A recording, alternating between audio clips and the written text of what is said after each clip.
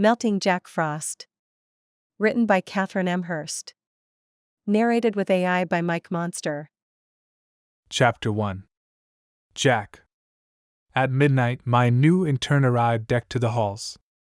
Seriously, the guy wore more bells than all 12 of Santa's reindeer. Between the jingling and his rosy cheeks, I had to shove my hands in my pockets to keep from knocking the Christmas cheer off his face. I'm Benjamin. You must be Jack. He thrust his red and green gloved hand in my direction. I glanced at the clock. You're late. I was told to report at 12. You should be present and ready to work at midnight. He stilled, but the bells continued to tremble. I'm ready now. Don't drink coffee. Don't need to settle in. You're not ready, because there's no way I'm going out with you dressed like that. Go change and meet me by the stables. I was being a dick. I knew it. He knew it. Hell, the entire population of the North Pole probably knew it, and I didn't care. I had a reputation to uphold. The other Frosts would never let me live down hanging with a guy dressed in green velvet, trimmed with silver bells and white fur. Every freaking year, each Frost team leader would receive a shiny new intern who arrived on the first night of winter. A guy who would follow them around until spring. I'd begun to suspect Saint Nick cloned them in his workshop. Same eager expression, same incessant questions, same holly jolly reindeer shit. The only thing different about them was their names. And I'd won the bad intern lottery this year. Benjamin looked over my dark blue sweater, well-worn jeans, and work boots. Perhaps I overdid it. Just a smidge. Might as well get this over with. The sooner I broke him in, the sooner he went out on his own. The sooner I could get to my primary objective, stalking a woman. Or more specifically, stalking the cabin owned by the family of the woman I loved. I stood and grabbed my scarf. Ben's already ruddy cheeks burned as red as Rudolph's nose. I wanted to make a good impression. Appear enthusiastic. My classmates all wanted to work with you. When I got the assignment, they suggested I dress the part. I bet they did. It hadn't been that long since I'd graduated from the same training program. Of course, as a high elf who came from a long line of Frosts, I hadn't needed the formal education. The magic was in my blood. I'll meet you at the stables. Ben shoved his hands in his velvety pockets and turned for the door. I gave him a quick nod. Thanks, and don't worry about it. You're not the first new recruit to fall victim to the prank. I doubt you'll be the last. Most humans had heard of Jack Frost, Old Man Winter, Snow Queens, Ice Maidens, Mother Holly, or one of the other names for my kind. In the supernatural community, we're known as Winter Elves. Our purpose, as the name implies, is to bring winter in all of its frigid, white glory. There are many of us, but only the males with a branch in my family tree can hold the title of the Frost, the head honcho, the grand poobah, the guy who oversees all of the other Frost teams. I slid into my coat and followed Ben out the door. Bring me a black coffee and all's forgiven. Sure thing, boss. Ben saluted me. Strolling down Candy Cane Lane, I did my best to shake off my foul mood. Tonight was the first day of the season. The winter solstice was the next best thing to Christmas in these parts, but I hated it. For me, it marked the 12-year anniversary of the worst day of my life. The reindeer raised their heads and snorted when I walked into the stables. They disliked me. Not that I could blame them. I had a growing reputation as a Scrooge, a Christmas hater of the first degree, a bah humbug among the ho-ho-hos. I rounded the corner and came up short. At well over 6 feet of solid muscle, Saint Nick eclipsed the lights spilling through the doorway. Nice night for the first snowfall of the season. That it is. Santa, aka Nick, was my boss and the ruler of the North Pole. Something important had to have happened for him to come to the stables. This time of year, he had far more important things to do besides whispering sweet nothings to the reindeer. Something had lured him from his workshop, and I had a sinking feeling it had to do with me. Nick motioned for me to join him. Jack, you're an adult now. It may seem as though you have all the time in the world, but I braced myself for the inevitable lecture, the one I'd heard from my mother and my uncles, and now it seemed, from my boss. I know, but my father walked around the corner, and my entire world went blizzard white. I hadn't laid eyes on him in a half a decade, not since he'd retired to a summer elf resort in Florida. It wasn't enough that dear old dad had called to give me the time to elf up speech on a weekly basis for the previous few years. He'd somehow brought Nick over to the dark side, otherwise known as married with children. You can't be the Frost forever. One day your heir will take your place, but before that can happen, you must have an offspring. Which requires you to have a wife. My father folded his arms. Hey, Dad. Nice to see you too. You're looking rather sun-kissed. I grinned at the tanned Miami version of my father. He reminded me of a cross between George Hamilton and a raisin, brown to a wrinkled crisp. His voice lowered. It's time you took this seriously. I ran my hand over my head and lied through my teeth. I know, but I haven't met a woman who could hold my attention longer than a week or two. not for lack of trying. Nick smirked and clamped a hand on my shoulder. He had a point. I had dated more women than Ben had bells, but in my defense, I'd married the woman of my dreams at 8 years old. Sure, it had been a pretend ceremony. However, I'd spent the next 13 winters falling in love with her. Not that I could mention Ginger to Nick. When he'd found out about her back then, he'd grounded me for 3 freaking years. Relationships between elven kind and humans were strictly forbidden. Jack, settle down before this time next year, or it'll be your last winter as the Frost. I must ensure future seasons. Nick narrowed his eyes, but I swore I saw mischief in his expression. No surprise there. After all, humans wrote songs about his twinkling eyes. I'll work on it. I had no intention of working on anything. Ginger still owned my heart, and I wouldn't let a little thing like a 12-year absence get in the way. Never one to let anyone else have the last word, my father said. See that you do. Benjamin gasped behind me. I turned and scowled. My intern had changed from green velvet and bells to a red and white Christmas sweater with a freaking Rockwell painting stitched on the front, complete with a gold-threaded fire in the hearth. As if his wardrobe weren't bad enough, he'd dropped my coffee. I understood his reaction. I did. Nick made everyone nervous, and my father was a walrus's ass, but I needed that caffeine like whiskey needs ice. Sorry. Dang it. Ben snatched the empty travel mug from the ground.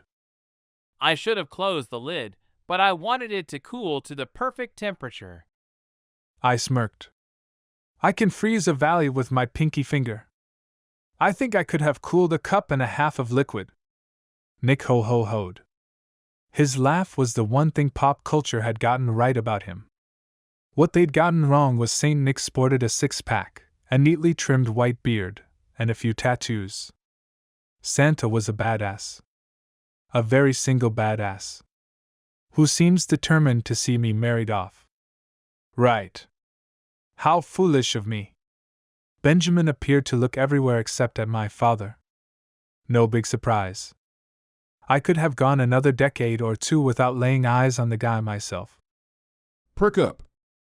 It's the first night of the season. Nick nudged Ben, then turned and slapped me on the back hard enough to make me cough. I'm looking forward to the wedding. Ben waited for Nick and my father to leave the stables before he spoke. I didn't know you were engaged. I'm not. I tossed a blanket and saddle on Dasher's back. And no more Christmas sweaters. Ben glanced down at the red and green monstrosity. I thought it was festive. I don't do festive. I motioned to the reindeer. Take Dasher. He's the nicest of the bunch. Thanks. Ben eyed the enormous animal. I saddled Donner and set my foot in the stirrup. Larger than an average Clydesdale, the magical deer were smarter than most humans. Sitting astride the animal, I placed my hand on his neck and whispered, "Take me to the usual place." He jerked his head and nipped at my leg. Sorry, big guy. No treats until we're finished for the night. I hated to bring Ben along on my fool's errand, but the rules were clear when it came to interns. They shadowed their mentors until they'd proven they could handle a rotation on their own. With my father in the North Pole, I had to play it safe. He'd go after any weaknesses, or broken protocols, like an orca on a baby seal. Regardless of my intern and my father, I had to go. 12 years had passed since I'd seen Ginger, but I could still remember the taste of her peppermint lip gloss and feel of her silky skin. I had no reason to believe she'd ever return to her family's cabin, but even a Scrooge could hope. Chapter 2. Ginger.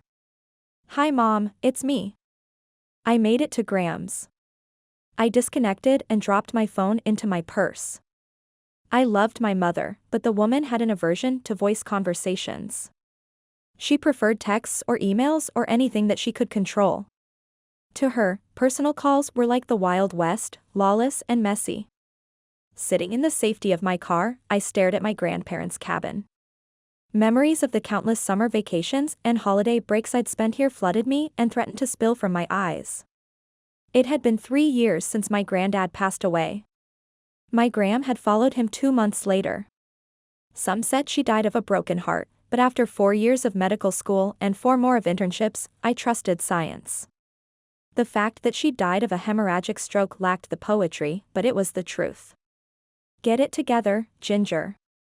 You're a grown woman. There are no such things as ghosts. You have a job to do. Get in there, box up anything of value, and get the place ready for renters. My impromptu pep talk didn't help. If anything, the fact I sounded like my mother worried me. A large SUV rolled up the drive and came to a stop beside my rental car. Caroline, the realtor, flashed me a bleached white smile. I gathered my courage and stepped from the vehicle. A gust of freezing cold wind blew straight through my coat and into my bones. Living in Florida for the previous 12 years, I was ill-prepared for the mountain climate. It turned out I was ill-prepared for a lot of things, including the bubbly realtor. Hi! It's so good to see you again. She set her hands on her hips and laughed. And you're still a redhead. Most children with red hair go dark as adults. Having no memory of ever meeting her, I gave her a half-smile quick nod that I usually reserved for my patients. With a name like Gingerberry, I'd had more than my fair share of teasing, with or without my auburn hair. Have we met? Officially, no, but you know how it is in small towns. Shall we go in? Caroline motioned to the front door. Sure. Every fiber of my being screamed for me to get back into the car and return home, but I forced myself to move forward. I should have sold the place outright when I'd inherited it, but it felt like a betrayal to my grandparents. Instead, I decided to turn it into a vacation rental and use the income to pay my student loans. Caroline shrugged out of her heavy winter coat. I sent someone out to dust and clear away the cobwebs last week. Thanks. It looks great. The interior of the cabin hadn't changed much over the years. It felt like home, even though sheets covered the plaid sofa and Granddad's easy chair. The scents of pine and cleaning supplies replaced the smells of homemade beef stew and fresh-baked cookies. And the hearth had been cleared of both logs and ashes. I'd planned to spend at least 2 days cleaning and another 2 packing. Thanks to the realtor's prep crew, I'd be back in the Sunshine State in half the time. Caroline gave me a sad smile, the kind reserved for the grieving and the dying. Take your time. Look around. I'll get the paperwork ready. I pulled my bag higher on my shoulder and walked down the hall. The door to my grandparents' room was closed. I placed my hand against the wood and closed my eyes. It's just stuff. They aren't here anymore. They don't need any of it. Did you say something, dear? The realtor called from the front room. Just mumbling to myself. I rested my forehead on the door and swallowed past the lump in my throat. Despite my brave words, I turned and headed for the stairs. I had plenty of things to do before I ventured into the master bedroom. It made perfect sense to save the emotionally difficult tasks until I no longer had an audience. At least that's what I told myself. I dropped my bag inside in my childhood bedroom. It felt as if I'd stepped back in time.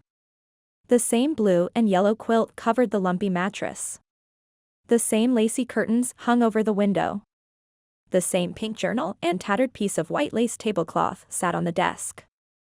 Years of hugs and laughter and dreams had happened inside these four walls. Years that had nearly ended in tragedy. The memory of it stole my breath. I couldn't sleep there. I snatched my bag from the floor and stomped back downstairs. Caroline gave me another of her bless your heart smiles. I could come back tomorrow if you'd rather be alone. No. It's fine.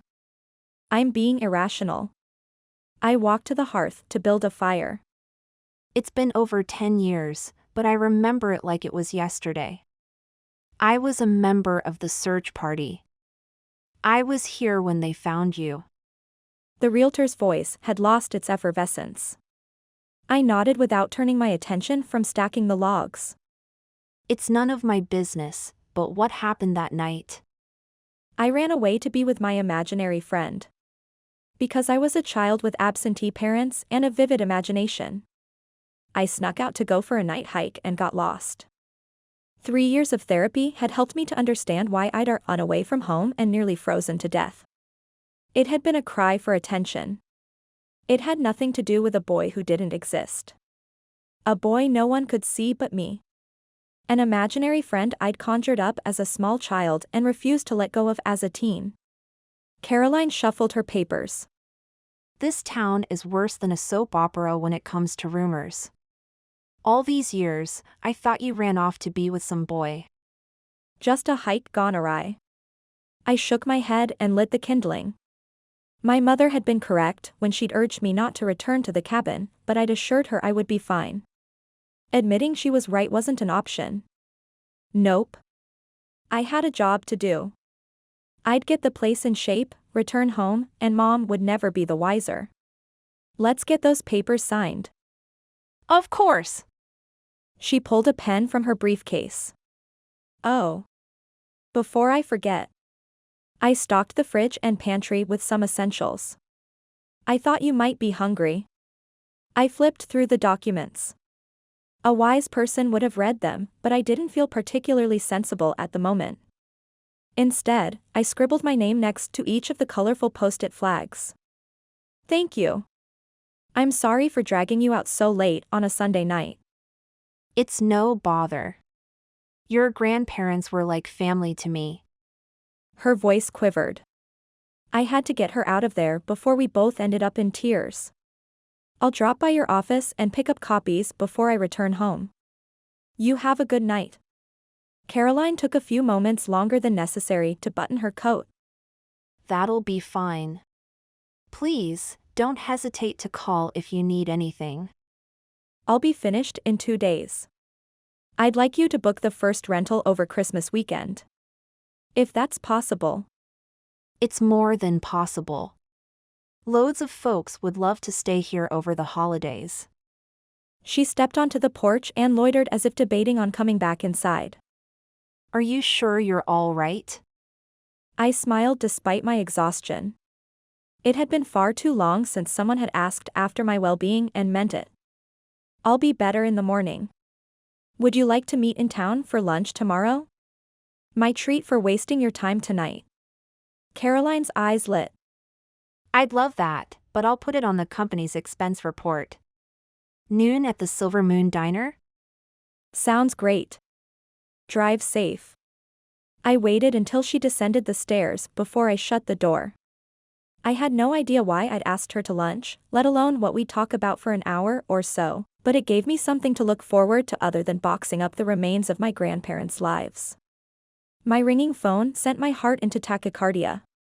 It was after 10 in Colorado and after 1 in Florida. It had to be an emergency. Pressing my hand to my chest, I answered without checking the screen. Hello? Jin.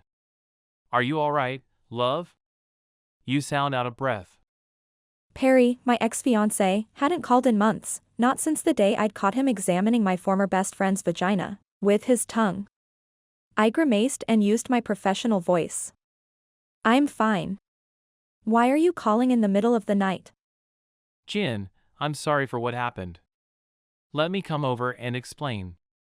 Once upon a time, I'd enjoyed listening to him talk just to hear his voice.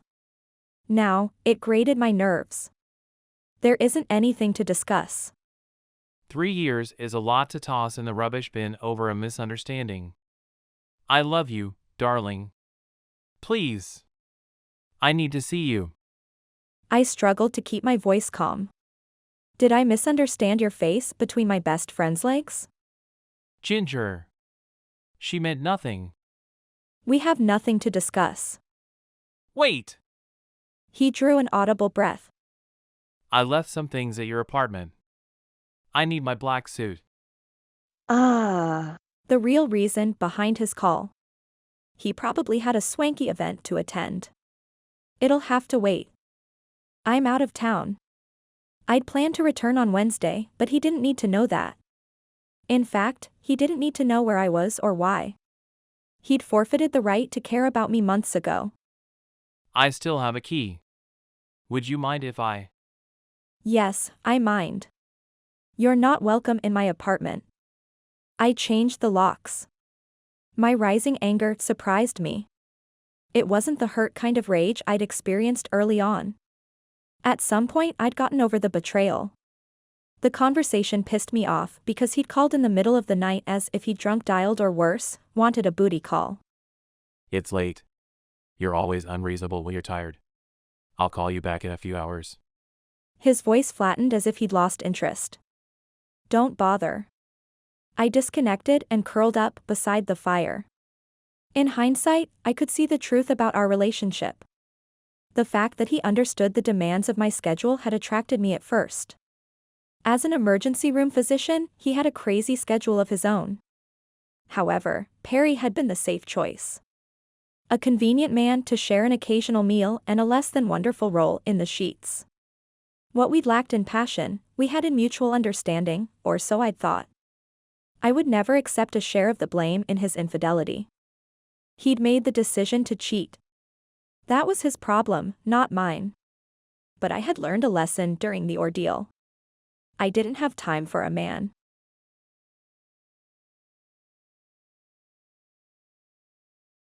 Chapter 3. Jack. No one had visited the cabin in 3 winters. It had taken me a solid minute to make sense of the unfamiliar car in the drive and the smoke rising from the chimney. Someone was inside, but it could be anyone. Ginger's grandparents, her mother and father, strangers. I had no reason to believe the woman who'd colored my dreams since I was a child had returned, but I knew she had. Ben guided his reindeer beside me. What's the plan? A little ice on the sidewalk light dusting, or snow them in until Christmas? I tore my eyes from the darkened windows. Depends. I need to know who's inside. My intern scratched his head. That's not what they taught us in training. Why does it matter who's in there? I squared my shoulders. 1. I didn't appreciate being questioned by an icicle behind there's newbie. 2. I needed to know for certain Ginger had returned. And 3. I didn't give a polar bear's ass what they taught in Frost School. Look! I'm not in the habit of snowing in families with young children or the elderly. Not this early in the season. Ben dipped his chin. How do we figure out what we're dealing with? You go look. Me? The elf stammered. I can't go peeping in windows. What if they see me? I hopped off Donner. Humans can't see us, or did you miss that day of training class? But what if I see more than I should? What if there are honeymooners inside? Ben's face flushed the color of Nick's coat. Honeymooners? What if Ginger's in there with a man? I ground my teeth. It's nothing you haven't seen before. Benjamin's cheeks burned brighter. I bit my tongue.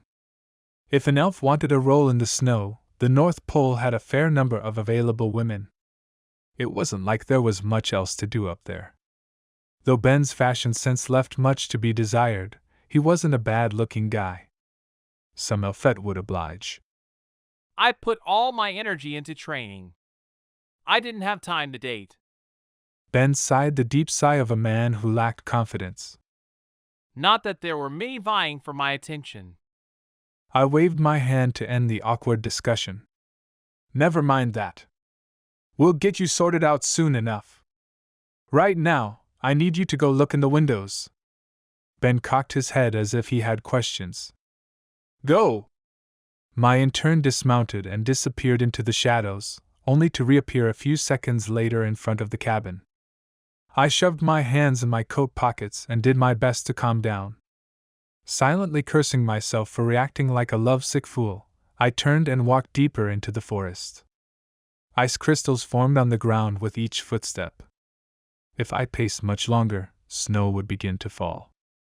Ginger had surprised me from the first moment I'd laid eyes on her, or more specifically, when she'd laid eyes on me. Humans, as a general rule, couldn't see elves. At the ripe old age of 8, I had a healthy curiosity about the other race and enough fear to keep my distance. A 5-year-old Ginger had stared me in the eye and smiled a smile that had melted my heart. I knew nothing of romantic love, but I'd sworn then and there she would become my wife. A scream tore through the night air. Son of a Grinch! I turned toward the sound of the approaching elf. What the hell happened? Ben bent at the waist. She saw me. She saw me looking in the window. The words plowed me over like a glacier. Heart pounding, I whipped my head toward the cabin. Light poured from the downstairs windows, and a shadow moved behind the draperies. I thought you said humans couldn't see us? Ben wheezed out the words. I knew it. It has to be her. What did the human look like? Before or after she screamed? In no mood to play 20 questions, I pressed my lips together and tapped my foot. Pretty, but she was crying by the fire. Something inside me snapped. I grabbed the elf by his ugly Christmas sweater and pulled Ben closer. What color was her hair? Feet dangling off the ground, Ben said. Red. Dark red. My breath left my lungs in a whoosh. I released my intern and turned for the cabin. I had no idea what I'd say to her, but my feet seemed to have a mind of their own. Ben grabbed my arm. What are you doing? You can't go up there. It's forbidden. I knew the law, but I'd be damned if I let it keep me from Ginger again. Go back to the North Pole. Ben set his jaw. No, and I'm not going to stand aside while you expose yourself to a human. The corners of my lips curled. So what? My sense of humor had stopped developing around the time I turned 12. Sue me. But I had every intention of exposing myself to Ginger. Maybe not tonight. Maybe not tomorrow. But we'd eventually finish what we started on her 18th birthday. Jack, the instructors use your history as a cautionary tale. That little tidbit sobered me. What do you mean, a cautionary tale? Glancing down, Ben said. Everyone knows you broke the rules and became involved with a human. Nothing that big escapes the North Pole rumor mill. They say Saint Nick himself pulled you from the girl's arms. I flinched before I could stop myself. Nick had shown up in the forest that night, but he hadn't pulled me from Ginger. Not exactly. I'd done what any young elf in love would do. I'd positioned myself between my love and another man. The pulling had come in later, after Nick had given us a chance to say our goodbyes. I'd spent 3 winters grounded like a schoolboy and mucked more stalls than I cared to remember. Reindeer crap may glitter, but it still smells like shit. You're right, I lied through my pearly whites. Let's get out of here. But we haven't done anything yet. Ben had a point. We hadn't caused so much as a frost on the ground. What if the peeping elf had frightened Ginger into leaving before I had a chance to speak to her? She had screamed and turned on every light in the house. I can't let her go. Not yet. Not again. Not ever. I say we blanket the entire valley, a foot or two. I rubbed my hands together. That much this early in the season? It won't stick. The temperatures are still too high in the daytime. I gave him a quick shrug and set my foot in Donner's stirrup. It'll stick long enough. Besides, you gotta get your hands cold sometime. Might as well start now.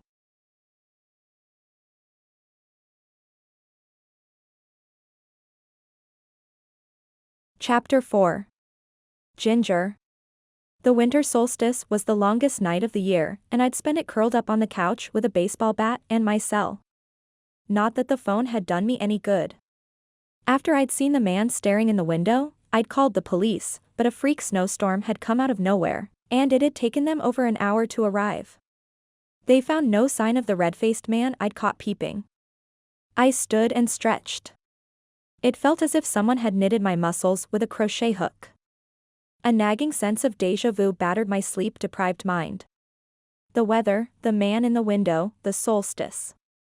I was sure I'd experienced something like it in the past, but the details of the memory evaded me. My ringing phone sent my already frazzled nerves into hyperdrive. Hello? Ginger, it's Caroline. The woman lowered her voice as if whispering a dirty secret. I heard about the incident last night. Are you all right? I wondered if the rules of confidentiality were the same for officers of the law as they were for doctors and lawyers. Then again, confidentiality went out the window in a town with 1 diner, 2 traffic lights, and 3 degrees of separation between most of the locals. I'm fine. The police came but didn't find anyone nearby. Who told you? Beatrice mentioned it this morning in the office. Then I heard Officer Watley talking about it at the post office. Said the snow had hidden any tracks. I hate to think about you alone out there in this weather with a peeping Tom on the loose. I live in town. We didn't get near the accumulation you did. You're welcome to come stay in my guest room. Thanks, but I'm okay. I have a ton of work to do if I'm going to fly home Wednesday. Caroline sucked in a breath. That might be wishful thinking. They're calling for more snow again tonight. I'd stopped making wishes long ago. I'd worry about driving conditions and the like when the time came. Until then, I refused to borrow trouble. Thanks for the heads up. We should reschedule lunch. I'll bring the papers, more food, and some goodies with me as soon as the country roads are cleared. I peeked out the window. Thanks, but the snow's already melting. How about we push lunch back to 1:30? Sure, but that little rental car isn't made for ice. I'd driven my grandfather into town in worse conditions before I'd even earned my license. I was confident I could handle a little ice and snow. It'll be fine. She started to say something else, but a knock at the front door drew my attention. Caroline. Someone's here. I have to go. What if it's the peeping Tom? I'll wait while you answer it. I couldn't decide if the change of tone in her voice was born from concern for me or excitement of the prospect of more gossip. Okay. I tied my robe tighter, dropped the phone into my pocket and grabbed the bat. Inching my way to the door, I called out, "Who is it?" A male voice replied. Ginger, it's me. Jack. I didn't know any Jacks, none that lived outside of my childhood imagination. My heart sped to a gallop. I struggled to remember the names of the police officers from the night before. Had one of them stopped by to follow up? Jack who? Frost. Jack Frost. Ginger, please open the door. I fumbled for the phone and disconnected the call. Caroline didn't need to hear me in the throes of a psychotic episode complete with hallucinations. And that's what was happening to me. A mental breakdown was the only explanation I could come up with for the way my body had reacted to the sound of the man's voice. My palms grew sweaty, my gut tightened, and my heart lurched into my throat as if the organ planned to answer the door. Come on, Ginger, snap, let me in. The only people who could get away with calling me that had left the cabin to me in their wills. But long ago, there had been another, hadn't there? No. I'd created him to fill the hole left behind by my parents. The two hemispheres of my brain battled for dominance. The logical, medical school graduate side screamed for me to call the police. Jack Frost didn't exist, and no parent would be cruel enough to actually name their child after a mythical elf. The emotional side recognized his voice and demanded that I open the door. Rather than trusting either, I fell back on grade school logic. Oh, yeah, prove it. The man on the other side of the door laughed a familiar laugh. We carved GB and JF inside a heart in a tree next to the creek. Anyone could have seen the initials or heard the story of a girl nearly freezing to death while claiming to love Jack Frost. Caroline had proved Holly Valley had a well-oiled rumor mill. I'm calling the police. You have a birthmark on your right arse cheek in the shape of a Christmas stocking. I could count on one hand the number of men who knew about the weirdly shaped spot on my butt. This is it. I'm losing my mind. Mom was right. I should never have come back here. You aren't real. Ginger, I'm very real, and I'm standing on your porch. I cracked the door open and peeked at the man claiming to be the boy I'd conjured up in my imagination. I had to hand it to my mind, it had come up with one amazing specimen of male physiology. Everything from the dark blonde stubble on his jaw to his bad boy biker boots sent my ovaries into hyperdrive. Had it not been for the fact I was crazy, or he was a psychopath, I might have swooned. He ran his hand over the back of his neck. You don't recognize me? I met his eyes and everything stopped. I swear, my heart hung mid-beat. Those eyes. I knew those gorgeous storm gray eyes. Jack? He flashed me a killer smile, the kind that knocked women off their feet, which was exactly what happened to me. My knees liquefied, and I found myself on the floor wrapped in Jack's arms. Are you all right? He brushed the hair from my face. I closed my eyes and breathed in the familiar scent of pine trees, sandalwood, and air just before a storm. Is it really you? He pulled me tighter to his chest. It's really me.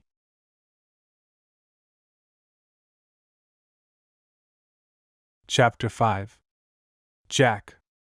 Ginger's hair smelled like vanilla and jasmine with a hint of citrus. 12 years ago, it had reminded me of flowers in the spring and sunshine. Today it made me think about sex. Her tall, willowy frame had filled out, and curves had replaced the sharp edges. Changes were to be expected, of course. No one stays the same forever. But it occurred to me that we had over a decade of catching up to do. I thanked the heavens and the stars that I'd given Benjamin the slip somewhere over Wyoming. My intern would have put a serious damper on my reunion with Ginger. Sure, my father would likely have something to say about me ditching him, but at that moment, I couldn't have cared less. Ginger eased out of my arms and pushed to her feet. Looking anywhere except at me, she lowered her voice. I think you should go. What the heck had happened in the 3 heartbeats between me catching her when she nearly fainted and now? I'd rather stay. Eloquent, Jack. Real smooth. Her words had stolen my confidence. The redhead stalked around the room as if looking for something, then turned her full attention on me. Look. I'm a grown woman. A medical doctor. I have a life. I'm not the same gullible girl you left in the snow. I couldn't tear my eyes off her. Even angry, she was the most beautiful creature I'd ever seen. When she finally met my gaze, my body warmed. It warmed. Let's not forget that I'm the Frost, Jack freaking Frost, the winter elf, the harbinger of all things frosty. Stop staring. She set her hands on her hips. Her luscious full hips. You were never gullible, Ginger. She snorted and stamped her foot like one of Nick's reindeer. I stood but kept my distance. I had enough sense not to get within arm's reach of a woman on the edge. We have a lot to discuss. We have nothing to discuss. Up until 10 minutes ago, I thought you were a figment of my imagination, and if it's all the same to you, I'd like to go back to that because the alternative is too much to consider. I stepped a little closer. My being an elf is too much to consider? No. She smirked. You being a liar, and me being too stupid to see it for 13 years, is heartbreaking. I loved you. What's she talking about? Scratching the back of my head, I muttered. I'm not a liar. You expect me to believe you're an elf? The Jack Frost? She pressed her lips into a thin line. Yes, because it's the truth. Not once since I'd met her had she doubted me. Of course, I'd been quite the show-off in my youth. I'd taken great pleasure in sharing my magic with her when we were children. Do you not remember? Remember what? The woman glanced at the door and reached into her pocket. I had the distinct impression that I would lose her forever if I didn't act fast. Adult Ginger might have looked good enough to eat, but she seemed to have lost the parts of herself that I'd loved the most, her wonder and her warmth and her belief in me. This. I drew my magic forward, leaned close to the window, and exhaled a breath. Ice crystals formed on the glass. Her eyes widened, but she remained silent. Or this. I motioned over her head and snowflakes began to fall, only to melt as soon as they touched her skin. How'd you do that? Magic! I could drag her outside and conjure up 3 feet of snow, but I doubted it would make her believe. If anything, she'd take the opportunity to run back inside the cabin and lock me out. Magic. Ginger sank into a chair. Because you're an elf that only I can see. I'm seen by other elves, animals, and other supernatural creatures. But you're the only human I've come across who can see me. I shoved my hands in my pockets to keep from reaching for her. It had never occurred to me that she'd come to doubt my existence. So elves, Bigfoot, and I can see you. What about Santa Claus? Can he see you, too? The sarcasm in her voice seemed out of place, like dirt on snow. I'm telling the truth. Nick's an elf and my boss. Of course, he can see me. I perched on the arm of the sofa. When did you become so skeptical? She narrowed her eyes. I don't know, Jack. Maybe it was the years of therapy to help me deal with my hallucinations. Or when my grandparents died. Or almost freezing to death on my 18th birthday. They died? I glanced around the room. Not much had changed inside the cabin, but now that she mentioned it, the place had lost its warmth. No longer a home, it had become just a house. Ginger dipped her chin. Granddad passed away of cancer 3 years ago. Gram went shortly after from an aneurysm. Though she'd spoken of her loss with indifference, I sensed her pain. The couple had loved and cherished her, far more than her actual parents. She died of a broken heart. Ginger shot me a look that would melt a polar ice cap. No. She died of a burst blood vessel in her brain, likely aggravated by stress caused by profound grief. They're in a better. She held up a hand. Don't. Don't you dare tell me they're in a better place or any other such nonsense. They're dead, and I'm here to pack their things. I nodded because I had no words that would ease her grief. I would have loved to draw her into an embrace, but she wouldn't want that. I'm sorry. Her eyes glistened before she blinked the tears away. Why didn't you come? We made plans to run away on my birthday. I waited for you under our tree. The rawness of her voice reminded me of the girl I used to know. I did come. Don't you remember? She shook her head. I remember sitting in the snow and waiting until well past dawn. I remember the search team finding me. I remember spending Christmas in the hospital and a lengthy stay in the psych ward. I closed the distance and took her hands. I was betrayed. Someone told my father I planned to run away with a human, but I came to you anyway. Don't you remember? Nick found us, and he ordered me back to the North Pole. She pulled her fingers free. Nick? As in Saint Nick? I nodded, still trying to puzzle out what had happened to Ginger after I was taken from her that night. It seemed like someone had tampered with her memories, which had my father written all over it. You're telling me Santa Claus left me to freeze to death? She barked out a humorless laugh. I think you should leave.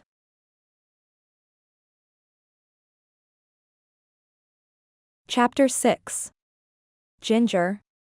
Any minute now, I'd wake from the bizarre dream or men with cameras would pop out and tell me this was all part of a reality television show. At least that's what I told myself when I marched to the door, opened it, and motioned for the con artist or imaginary friend from my childhood or whatever the heck he was to leave. Jack Frost? My Aunt Fanny. So what? He made it snow. Big deal. I was pretty sure I'd seen a stage magician do the same thing in Vegas. I'll go if that's what you want. He pierced me with his storm cloud gray eyes. I nodded, though the part of me that I'd tried to lock away, the part that believed in fairy tales and happily ever afters, desperately wanted him to stay. I didn't know what happened to you after Nick sent me to the North Pole. I was grounded for 3 years but have returned each winter since. Why have you stayed away?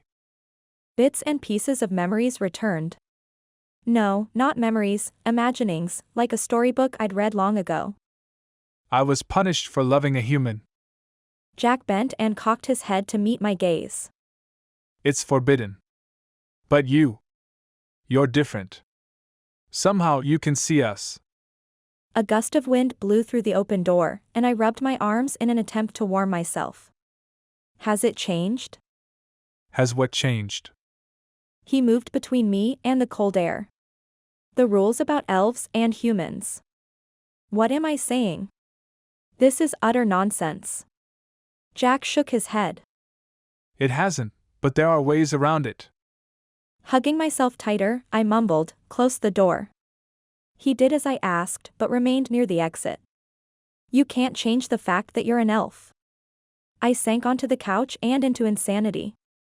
The entire conversation made zero sense. There are no such things as elves, or Santa, or magic. No, but I can denounce my title. Title?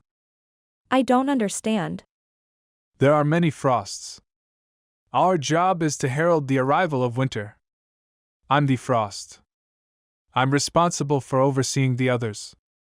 He waved his hand as if to dismiss the topic. None of that matters unless we find our way back to each other. Find my way back to a man who, even if he did exist, I hadn't seen or spoken to since I was 18. He was a schoolgirl's crush at best, and a manifestation of a lonely child's mind at worst. Or a liar. Lying about being an elf and the North Pole and Santa Claus was definitely the worst. You still doubt me? How can I not? This is all far too out there for me. I gathered my wits and stood. I've had a difficult 24 hours. Being here is hard enough. Plus, I had some guy peeking in the windows last night, and now you show up. I need time to process everything. Jack hung his head and sucked in a breath. I remembered his expression, which surprised me, but I'd come to expect the shock. He'd reacted as if he'd done something wrong or something I wouldn't like. I'd gotten a good enough look at the peeping Tom to know it wasn't him, but... You know who was looking in the windows. Don't you? Jack glanced up, then looked away. I saw the car in the drive. I needed to know if you were inside. Who was it? Who did you send to spy on me? Ben, my intern. I could have been naked, or with someone. I hadn't experienced this level of frustration with a man in over a decade. The thought stopped me. Perry's betrayal had hurt, and sure, I'd been angry, but I'd never wanted to grab him and shake him until his neck snapped. I turned my attention to my body. My racing heart, the pulse in my ears, sweat on my palms, the roiling in my belly, and, heaven help me, the liquid heat between my legs. After 20 minutes with Jack, I felt more alive than I had in the 3 years I'd spent with Perry. Or maybe I'd conjured Jack up again because I hadn't dealt with my feelings for my ex. Maybe the phone call last night had triggered something inside me that brought back my childhood hallucinations? I'm sorry Benjamin frightened you. I should have come. I should have knocked on the door, but I was a coward. Yes. Yes, you were. I turned my back to him so he couldn't see my face. I needed to get my traitorous autonomic nervous system under control. I needed to go through my grandparents' things. I needed to leave Holly Valley and never look back. But I wanted to rush into his arms. What would it hurt to curl up with an imaginary friend? It wasn't any different than pretending a vibrator was a movie star. Was it? Ginger? He waved his hand. I'm losing my mind. So much for my career. I wonder if they'll cancel my student loans when I'm committed to a psychiatric facility. Probably not. I managed to say, you should go. Let me stay and help with the packing. We don't have to talk, but you shouldn't do it alone. He rested his hand on my shoulder. No, I shrugged him off and moved a few feet away. I had to get him out of the cabin before my baser desires overrode what was left of my sanity. I have a lunch date in town. I need to pull myself together and get dressed. His entire body tensed. A date?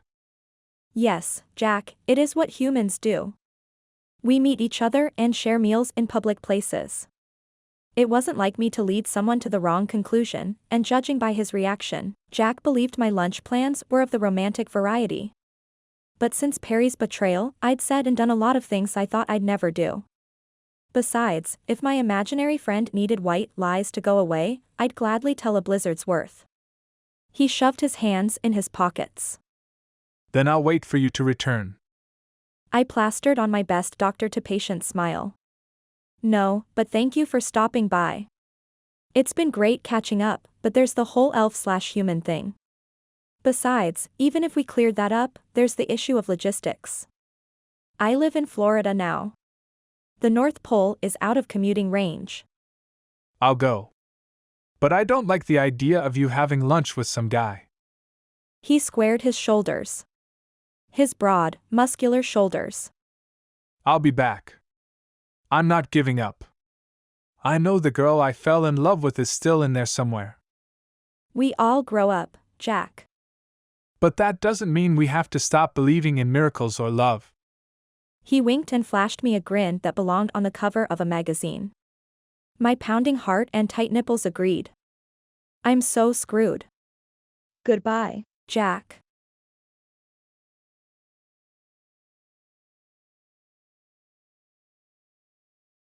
Chapter 7. Jack. A date? Why on earth would she be going on a date? I'm here now. She has no need to date anyone. I kicked a clump of snow, and the damn thing turned into a miniature iceberg. I'd left the cabin but had no intention of leaving the woman. A blind man could have seen the way she reacted to me when she let her guard down. All I had to do was, 1. Keep her from overthinking the situation, and 2. Ensure this so-called date of hers ended in disaster, and she'd be as malleable as cookie dough. I had absolutely no doubt where Ginger's date would take place. She'd said lunch, which meant the Silver Moon Cafe. I knew Holly Valley almost as well as I knew the North Pole. My father had assigned me the territory before I'd completed the official Frost training program. I'd met Ginger the same year. It might seem a tender age to release a child into the world, but I wasn't alone, not exactly. My father had left me in the charge of a magical reindeer, a food-motivated reindeer. I'd learned how to manipulate the beast on our first trip out together. Park Donner in front of a berry bush or apple pie, and he'd keep himself busy for hours. Nick had put the reindeer in question on a strict diet a few winters back. The beast had lost a considerable amount of weight, but the lack of carbs had left him with a nasty attitude. Hey, buddy. How does a cherry pie sound? I ran my hand over the deer's neck. He snorted and stamped his foot, much like Ginger had earlier. I'll take that as a yes. I slid onto his back and grabbed the reins. Remember the way to the Silver Moon? Letting nothing as trivial as distance keep him from pie, Donner took off in a full run. I had to hold on for my life as the reindeer leaped over streams and fallen logs, but we'd reached the park beside the diner in record time. I dismounted and rubbed my sore backside. "Stay here. I'll be right back." Donner dropped his head and rooted for the grass beneath last night's snow. Shaking my head, I turned and crossed the street. It seemed the unexpected cold weather had made the humans hungry. Cars filled every available space in the parking lot. I gave Donner one last glance and ducked inside. A waitress squealed when the door opened and closed as if on its own. Otherwise, no one noticed my arrival. Ginger hadn't mentioned the time of the lunch date, and I hadn't thought to ask. Actually, jealousy had short-circuited my brain when she'd said she had plans. I inspected the almost empty dessert case. If not for the crowd of humans, I would have taken a pie and walked out the door. However, given the sheer number of them, someone would notice a pie hovering across the room. Instead, I placed my hand on the case and covered the glass with ice too thick to see through. The same waitress who'd yelped when I'd walked and reacted to my handiwork. "Pete! We got a problem with the dessert case!" I leaned a hip against the counter and waited. Pete, a round and balding man, emerged from the kitchen, wiping his hands on a dish towel. He'd evidently never put his tongue on a frozen pole as a child because he touched the door handle with damp fingers. The skin stuck to the ice. "Son of a biscuit! Belle, do something!" Pete scowled. "Here, pour some warm coffee on it." The waitress handed him a cup. After freeing his fingers, Pete managed to get the case open. "Everything's frozen solid." Belle's eyes rounded. "How is that possible? I just served cake to table 6. "Don't know. Don't care. Throw all of it out and make a sign. No desserts until further notice." I should have felt bad for ruining their treats, but I didn't. Ginger had always had a sweet tooth. Without the cakes and pies, I wouldn't have to stand by and watch her enjoy dessert with another man. Plus, all of the frozen sugar would send Donner into a food coma-induced nap. While Belle emptied the case, I went to the park to get Donner. "Okay, let's go get some pie." I took his reins and led him toward the street. The damned beast took one look at my empty hands and dug his heels in. I pointed to the building. "I froze an entire dessert selection for you. A nice lady is bringing the food out back. All you have to do is walk over." The reindeer jerked his head from side to side and planted his ass on the ground. "I can't carry a bag. Someone will see it floating and lose their minds." I turned in time to see Ginger's car circling the lot.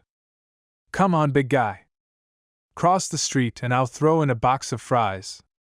Donner narrowed his eyes and made an unholy hissing sound that none of Santa's reindeer should have been able to make. Ever.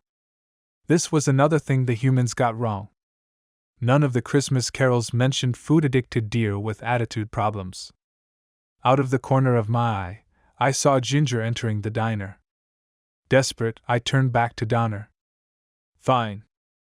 How about we fly to the back of the building? Will you stand on the pavement while you eat?" The deer stood and shook the snow from his butt. After I'd settled Donner in for a sugar-laden binge, I had one goal in mind: pour coffee on Ginger's date, thus ending the meal. I pushed the door wide open, sending the sleigh bells on the handle bouncing. Several humans glanced up from their meals and conversations. Frazzled, Belle the waitress cursed under her breath and yelled for Pete to take a look at the door. I ignored everyone except the redhead sitting in a corner booth with a blonde woman. This is her date? The minx. She purposely led me to believe she had a date. Ginger took a sip of water at the same time her eyes met mine. Her cheeks turned as red as a holly berry, and she coughed. Pressing one hand to her chest, she forced the liquid down and wiped her mouth. It amused me when Ginger excused herself and started to stand, only to plop back down. She'd likely realized she couldn't as much as speak to me without looking like a lunatic in the crowded diner. I would pay for it later, but for now, I enjoyed having the upper hand. Ginger shot me a look that rivaled Donner's and hid her face behind her menu. I walked across the room and leaned against the booth adjacent to hers. The lady behind me complained about a sudden chill, but I wasn't about to move. Not yet. However, the shivering human gave me an idea.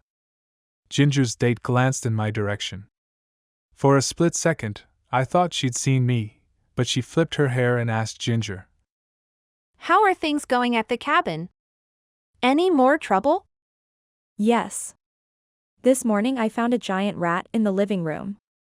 The darned thing was really persistent. Wouldn't leave no matter what I tried. The blonde pressed her hand to her chest. You're kidding. I would have passed out right then and there. She laughed. I almost did when I first saw him. But then he frustrated me to the point I wanted to bash his brains in with a baseball bat. I quirked a brow. She still thought me a liar. I had to make her believe in me again. I leaned across their table and drew a heart made of frost on their window. I had to prove I was real. The blonde shuddered but didn't look up from her menu. I'll send an exterminator out before we list the rental. The last thing we need is a bad review of the property. Ginger grabbed her napkin, dunked it in her coffee, and wiped the icy heart from the glass. Shivering when she passed me, a waitress stopped at the ladies' table. Is it 20 degrees colder over here, or is it just me? It is a little chilly. Must be Jack Frost nipping at your nose. Ginger gave me side-eye. Belle and the blonde gave her an odd look. She closed her menu. I'll have the chicken soup and a slice of chocolate cake. The cooler went out. All we have is ice cream for dessert. All right. She tapped her fingers to her lips as she glanced at the menu. Make it a tomato soup and a grilled cheese. Her order made me grin. She might have grown up, but her favorite lunch hadn't changed. I'll have the same. The blonde handed her menu to Belle. The women fell into a rather dull conversation about the rental market and projected profits and losses, but one item caught my attention. Ginger hoped to rent the cabin out this Christmas Eve. She planned to leave Holly Valley within the next 2 days. I have to stop her. I could snow her, and everyone else, and until spring, but a move like that would draw Nick's attention. No, I had to go about this quietly. I considered the idea I'd had when the woman behind me shivered. It could work. All I had to do was make Ginger believe again, and she'd stay.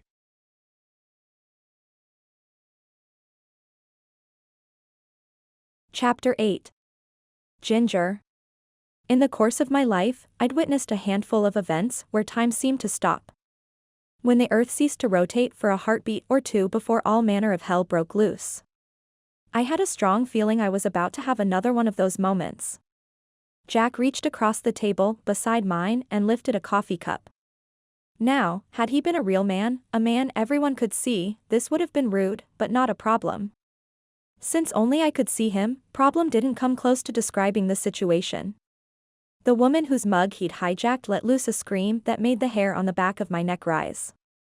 In her haste to scramble out of the booth, she managed to plow into Jack. He juggled the empty cup for what felt like minutes before it crashed to the floor.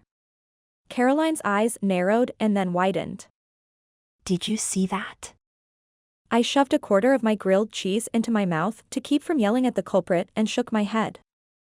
The cup. It hovered in the air, then did a zigzag and fell. Her voice came out in a croaked whisper. I shrugged, swallowed, and drank half my coffee in one shot. She probably knocked into it on the way down. No! I mean, it zigzagged in the air. She mimicked the trajectory of the cup with her hand. Weird. I kept my eyes on my food and my companion. I wouldn't give Jack the satisfaction of watching his antics. Another scream rose from a few tables away. Jack had taken a tray full of plates from a waitress and carried it around the room. They can't see him. They really can't see him. But he's real. He has to be. How else could he carry the food? Oh, my stars! Caroline shot to her feet but remained rooted in place. People shouted, some cursed, others prayed, but most ran for the exits. Jack had not only scared the daylights out of the customers, he'd cost the Silver Moon a pretty penny in lunch profits. Jack set the platter on an empty table and walked toward me. Do you believe me now? I folded my arms. He turned and headed for the kitchen. As if the tray incident wasn't enough, he emerged with 2 large baking sheets. 2 large baking sheets he proceeded to slam together like a pair of cymbals. The few people who either hadn't seen the tray, or hadn't cared, took notice. More screams, more shouts, more cursing, more Jack. I had to put an end to it, but I didn't dare risk yelling for him to stop. I'd spent enough time inside a psych ward to know I never wanted to go back. Instead, I stared until he met my gaze. How about now? He dropped the pans.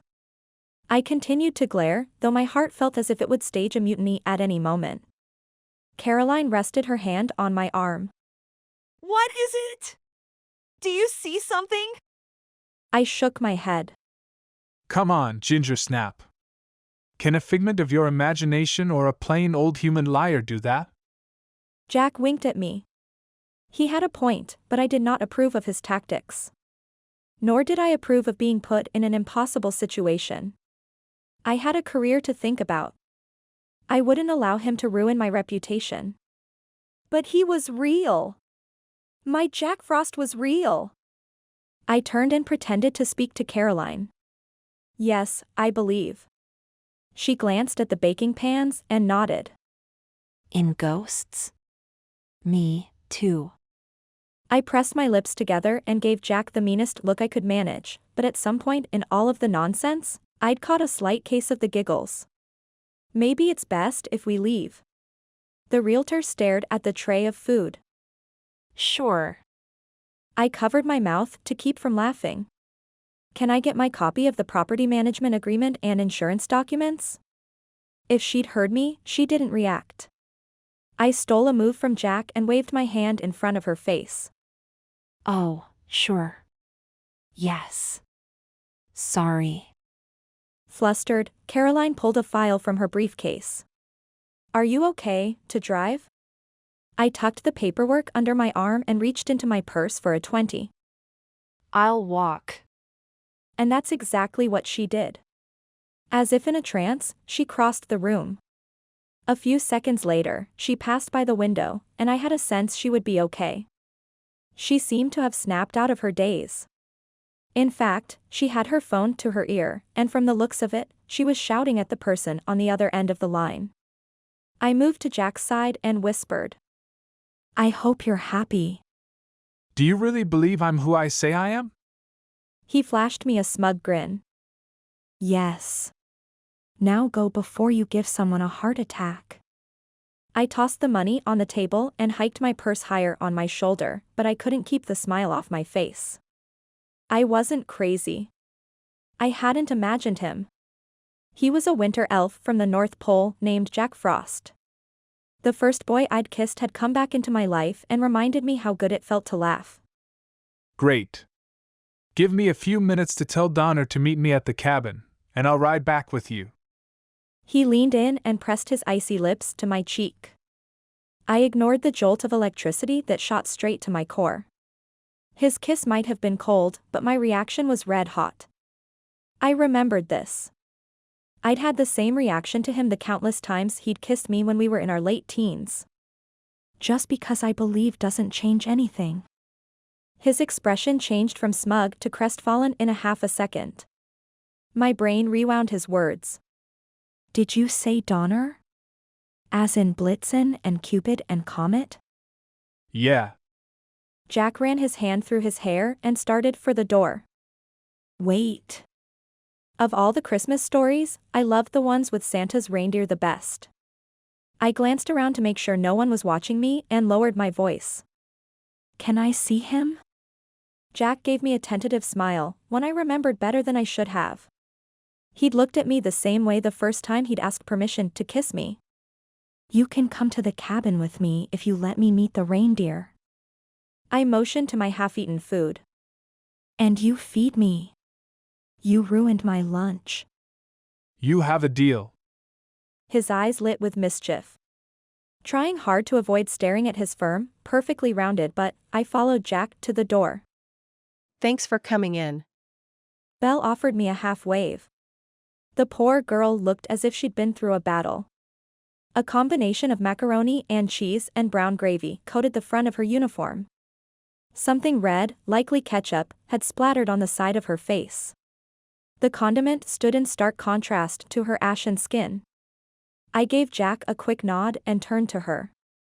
I left the money to cover the bill on the table. She patted her hair, but it was no use. Her dark curls had all but revolted against her purple scrunchie. Thanks, but Pete said everything's on the house. Then consider it a tip, or an early Christmas present. Her face brightened. Thanks. Do come back and see us. I swear nothing like this ever happens here. I glanced at the door where Jack had disappeared. I believe you. Chapter 9. Jack. Ginger's laugh rivaled the northern lights in its rarity and beauty. Though she used to dole it out as freely as I shared snowflakes, she seemed to have grown far more reserved in her adult years. Debating the merits of less laughter with more meaning, I walked to the back of the building where I'd left Donner. The beast had disappeared. All that remained were several pie tins and 3 plates, all licked clean.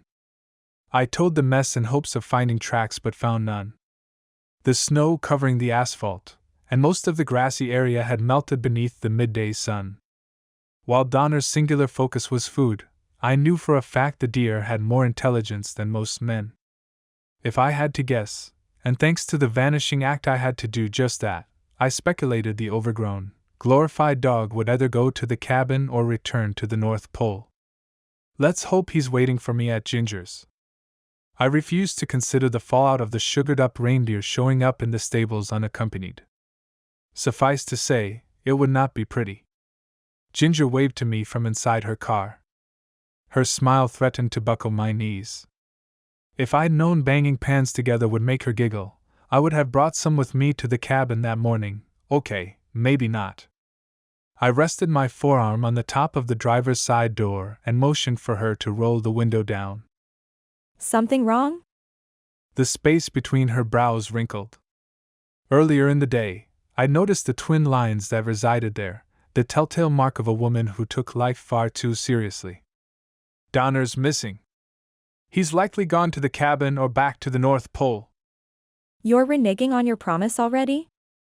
Her eyes narrowed, but her lips curled into yet another smile. I could have spent the rest of my life learning and relearning the meaning of each of her facial expressions and never have grown bored. My lips tingled from her peppermint lip gloss, making my mind drift to less poetic thoughts. I bet it'd tingle if she kissed my. I tensed at the thought. I had to get a handle on my emotions and overheated libido before I said or did something to scare her away. Not a chance. I'll bring the big goofball to you. If not today, then tomorrow. Get in. I'm hungry, and I'm not going to let you weasel out of cooking for me. She pressed a button and the car doors unlocked. Or your promise to introduce me to Donner. Sliding into the passenger's seat, I wondered if she knew what she'd gotten herself into. I'd never met a kitchen I couldn't conquer. I worked roughly 4 months out of the year. Cooking had started as a bachelor's hobby and grown into a passion. I'm certain I can whip up something to sate your appetite. She gave me a look out of the corner of her eye. Why does that sound dirty? I wiggled my brows. Anything can sound naughty if your mind's already set on sex. The car swerved to the left, but Ginger managed to keep all 4 wheels on the road. Having hit the proverbial nail on the head, I grinned like a fool. Funny. I thought all of the ice had melted from the heat. Must have hit a shady spot. Ginger cleared her throat. Tell me about Donner. So much for flirting. I shrugged. He's bigger than non-magical reindeer. They all are. Smarter too, though Donner has a serious weakness. What's that? She kept her eyes on the road and both hands on the wheel. He's a card-carrying member of Foodaholics Anonymous. She laughed and risked a glance my way. You mean Overeaters Anonymous? Whatever you call it, Donner is more food-motivated than any dog I've ever met. He was getting so round that Nick had to put him on a diet 3 months before Christmas so he'd fit into his harness. She gave me a dubious look. Uh-huh. I'm not kidding. He ate the entire contents of the dessert case at the diner. Ginger gasped. You? Me? I pressed my hand to my chest and feigned innocence. You froze the cooler and ruined all of the goodies. I had my heart set on a piece of chocolate cake. Guilty as charged. But since I intend to make it my life's work to take care of your heart, and any cravings you may have, I'll make it up to you. Judging by the wide-eyed look on her face, I guessed I'd said too much too soon. Jack. Don't say it. Let me dream a little while longer. I had a sudden urge to pull out my wallet and check my man card. At this rate, the guys would toss me out of the club before Ginger and I shared our second first kiss. An awkward silence hung over us for the remainder of the drive. Ginger parked the car in front of the cabin and growled. I don't mean she made a noise in her throat. She straight up growled. Ben, my festive intern, sat in the porch swing. The guy took one look at her and held up both his hands. She hopped out of the car and stomped over to Ben. Do you know it's against the law to go around looking in other people's windows? Did you get a good eyeful last night? Ben glanced between her and me. I was following orders, ma'am. Oh, great. He'd broken the 4th rule of the man code. Never throw another guy under the sleigh. Take it easy, Ginger. He's new. Besides, I already told you I asked Ben to see if you were inside. She huffed, unlocked the door, and went into the cabin. I leveled him with my gaze. Not cool showing up here. You know she can see you. Ben picked imaginary lint off yet another holiday sweater. Sorry. St. Nick sent me to check on you. I'm to report back. My pulse roared in my ears. Had someone seen me with Ginger? Had Ben tattled to Nick about last night? Why? It's Donner. He returned without you.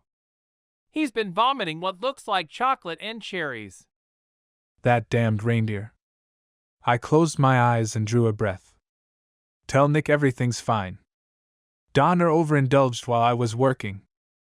I'll ride the currents and check in before dawn. You're risking a lot for a human. Ben whispered the last word as if it were a dirty secret. You're breaking elven law. I bit back my reply. I needed the guy on my side if I had any hope of spending time with Ginger, so I lied. I'm not convinced she's 100% human. If she were, she wouldn't be able to see us. I need to investigate. Ben nodded. All right, but that seems rather unlikely. What would your father say about this? Nothing, because he will never find out. Ben raised his hands. Sorry. I ran through my options. 1. Confess my feelings for Ginger to Ben. The whole truth and nothing but. 2. Bribe the guy to keep my secrets with an offer he can't refuse.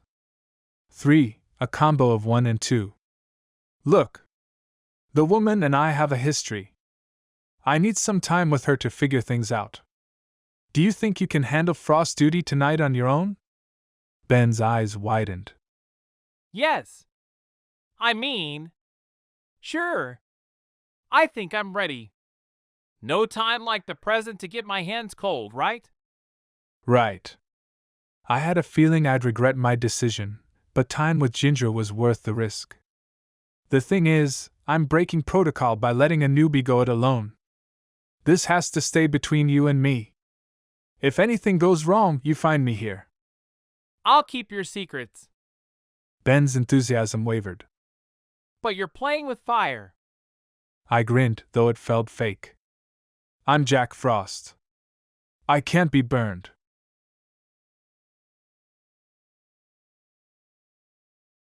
Chapter 10. Ginger. Male voices carried from the front porch.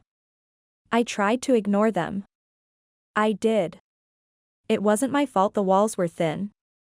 I understood the gist of the conversation, but some of the finer details went over my head.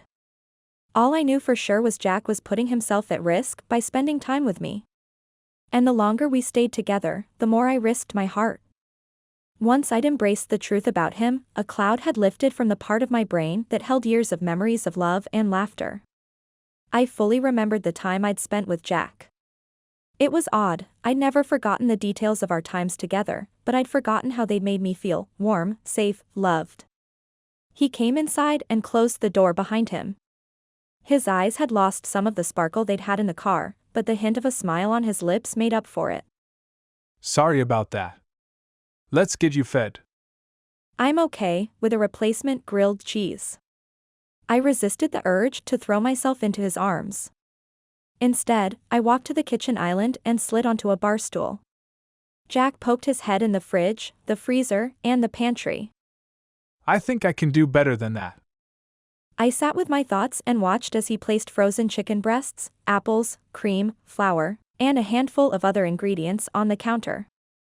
I have to leave you before dawn, but I'll be back in time to make you breakfast. He gave me an uncertain look. That is, if you want me to stay the night. I do. I'd said the words before I took the time to consider the repercussions, but I refused to second-guess myself. I wanted him to stay the night.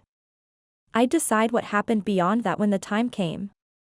Jack, about what Ben said, he paused with a knife in one hand and an apple in the other. You heard that? It was hard to miss. I drew a breath. I understand it's impossible for us to have a normal relationship. Says who? He dug into the apple with a vengeance. Says Ben, and apparently Elvin Law. I raised a hand when he started to interrupt. Let me finish. Jack nodded.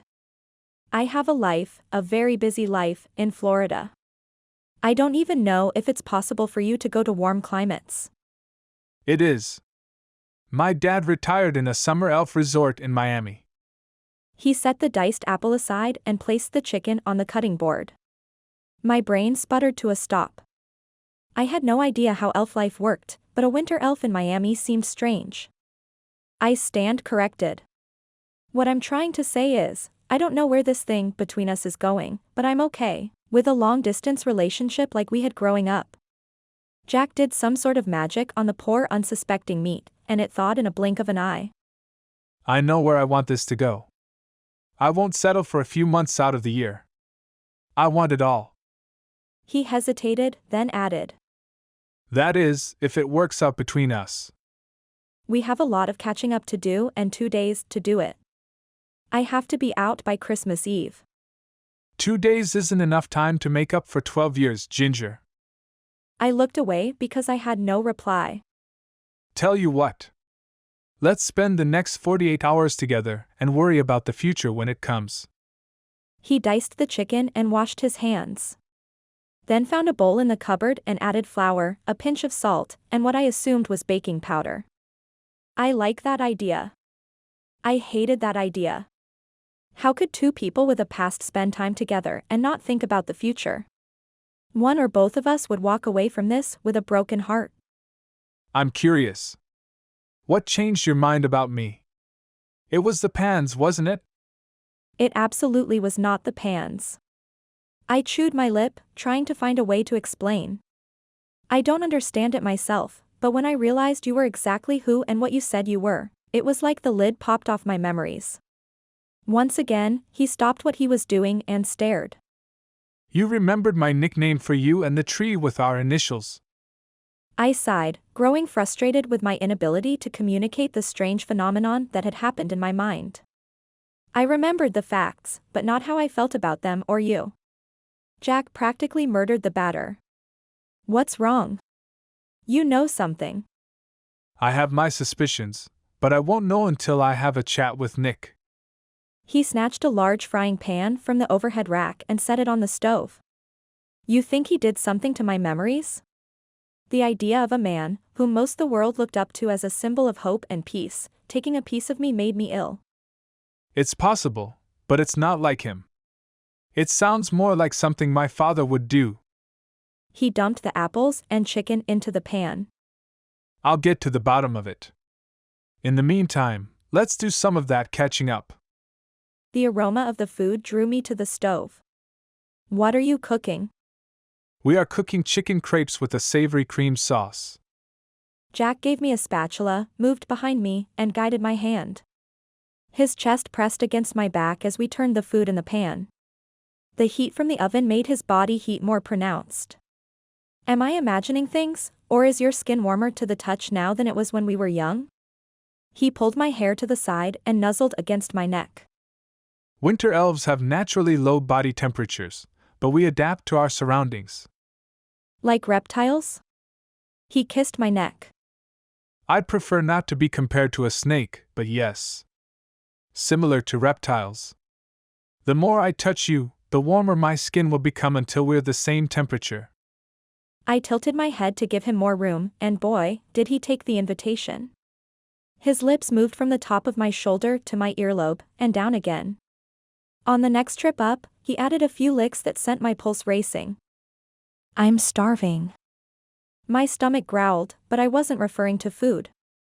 I wanted his hands on my body, along with his lips, his tongue, and any other part of him that I could get. Me too. He moved us back from the stove and turned me to face him. I met his gaze, expecting to see mischief or heat, but I was ill-prepared for the longing in his eyes. Can I kiss you? He'd whispered the question at our make-believe wedding when we were young children. Years had passed before he'd asked me again the winter I'd turned 18. The memory of the last time made my chest hurt, the night of my birthday, right before we'd ripped each other's clothes off. Please. Jack's arms tightened around my waist. He stared for a few seconds, then slanted his mouth over mine. He used the same slow methodical technique he'd used on my neck. A press of lips at first, then tongue, then a hint of teeth. It was the kind of kiss that went on and on. The kind that could keep you warm the entire winter. The kind that left me sated and wanting at the same time. As far as kisses go, this one went straight to the #1 slot in my top 10 list. Before I could decide how to tip sweet into clothes-ripping naughty, Jack pulled away. He went back to the stove to attend to the food, while I stood there and fought to remember how my lungs functioned. Take a seat. It's almost done. He motioned to the other side of the island. I ran my hand down his back. Won't it keep until later? Yes, but we should eat. Why is that? I have a feeling we're going to be up all night. Chapter 11. Jack. Tonight was a night of firsts with a woman I'd already shared several rites of passage. First kiss, first boob graze, first boob grab, first orgasm with clothes on, first touch beneath the panties, and most importantly, first love. But this latest first had nothing and everything to do with sex. It was the first time I'd watched a woman eat a meal I'd prepared for her. The way she opened her mouth, her lips closed over the fork, her eyes drifted shut, her soft sounds of bliss, she had me enthralled. I'm a guy with an oral fixation. I couldn't help that my mind slid into the gutter more than once while watching her eat the crepes. This is the best thing I've ever put in my mouth. She'd all but moaned the words. Thanks. Glad you like it. I waited until she finished her last bite and prayed that she wouldn't ask for seconds. Would you like some more? I'm stuffed. She sat back and placed her hands on her flat stomach. You made a ton. I'll have enough to have leftovers for breakfast. I caught the hint of emotion in her voice and smiled. I'm making you a proper breakfast. I'll be back in plenty of time. I promise. You shouldn't make promises you aren't sure you can keep. This is one promise I intend to keep. Jin. She watched me with half-closed eyes. I imagined her giving me the same sleepy smile after an orgasm, and my cock went instantly hard. I hadn't sat through a meal with an erection since I was 16. It was even more unpleasant as a grown man. I needed a few ginger-free minutes to pull myself together. You look tired. Why don't you go curl up beside the fire? I'll take care of the dishes. I'll clean up later. Right now, I want you to test a hypothesis. She took my hand and led me to the living room. I settled beside her on the sofa. What hypothesis is that? Ginger shifted her weight. I thought she intended to snuggle against my side, but she dropped to her knees in front of me. I want to disprove that your crepes are the best thing I've ever put in my mouth. I sat back, bowled over by her words, her palms on my thighs, and her saucy grin. By all means, doctor. Conduct your experiment. She slid her hands beneath the bottom of my sweater. You should take this off. I tilted my head. I'd been in this sort of situation before, but as the aggressor, not the aggressee. It turned me on. A lot. You don't like it? I love it. It brings out the silver flecks in your eyes, but I'd like it better on the floor. I eased forward and pulled the sweater over my head. Ginger frowned. Evidently, she disapproved of the t-shirt I wore beneath the heavy cable knit. I lifted the thin cotton enough to give her a glimpse of my six-pack. This one too? Yes. She licked her lips, and my dick twitched. The shirt hit the floor, but I had no idea where. Ginger had taken the opportunity to remove her sweater. The sight of her breasts spilling over the top of a lacy black bra made my breath hitch. Like the rest of her body, her chest had filled out nicely. Ginger looked at me much the same way she had the chicken crepes. She licked her lips again and ran her hands over my bare chest. You got your man body. I chuckled. I was thinking something similar about you. Her voice softened. We were so young the last time we did anything like this. Little more than children. I leaned forward and kissed her breasts through the thin fabric. Ginger sat back on her heels. There's plenty of time for that after I conduct my research. Lose the jeans. Yes, Dr. Barry. I popped the button at my waist and lowered the zipper. I need to stand to take my pants off, but she sat too close. My cock would be in her face. That's the point. Isn't it, Jack? Ginger held her ground when I stood. Her gaze drifted from my package to my eyes and back again. Once I'd lowered the jeans to my thighs, she pushed me back onto the couch and tugged them the rest of the way off, along with my boxer briefs. Before I could come up with something to say, Ginger took me into her mouth. All of me. No teasing. No licking. No hand assist. My entire body tensed, and my eyes rolled back in my skull, which wouldn't work for me. I fully intended to watch her luscious mouth moving over my cock. Ginger moaned around me, much like she had with the crepes. Her hands tightened on my thighs, and she alternated between swallowing me whole and nearly releasing me. Her tongue, man, I loved her tongue, caressed me in a quicker rhythm. I vacillated between never wanting it to end and wanting to pull her into my lap and sink deep inside her body. One thing I knew for certain: one night with grown-up Ginger would never be enough for me. I'm elf enough to admit the woman had me on the edge in record time. Gin, I'm close. Fingers digging into my flesh, she doubled down on her efforts and quickened the pace. I had no choice but to give in and let go. Ginger continued her assault until I grabbed her arms and pulled her into my lap. Her head pressed to my chest, I ran my fingers through her auburn hair. Well, what were the results of your experiment? It was a null hypothesis, but any good researcher will tell you, an experiment must be repeated several times to ensure validity. Until that moment, I would never have believed it possible, but she had me rock hard again. Oh my. Ginger wrapped her wicked fingers around my shaft. It's the science talk. It turned me on. Was it the nerd speak or the promise of more blowjobs? I'm not sure. I say we test another hypothesis and find out. I tugged at the waist of her jeans. These have to go. She eased from my lap and did an impromptu striptease. We had no music other than the syncopated beats of our hearts. Mine slower because of my elven nature, hers as quick as a rabbit's, but the two blended together to form a perfect rhythm. Ginger stood before me naked and with her head held high, but I saw through the guise. I'd heard her racing pulse and noticed the slight tremble in her hands. I came to my feet and drew her into an embrace. You're beautiful. Her breath hitched. Am I? I pulled back enough to meet her gaze. Something had happened between her sexy little dance and now.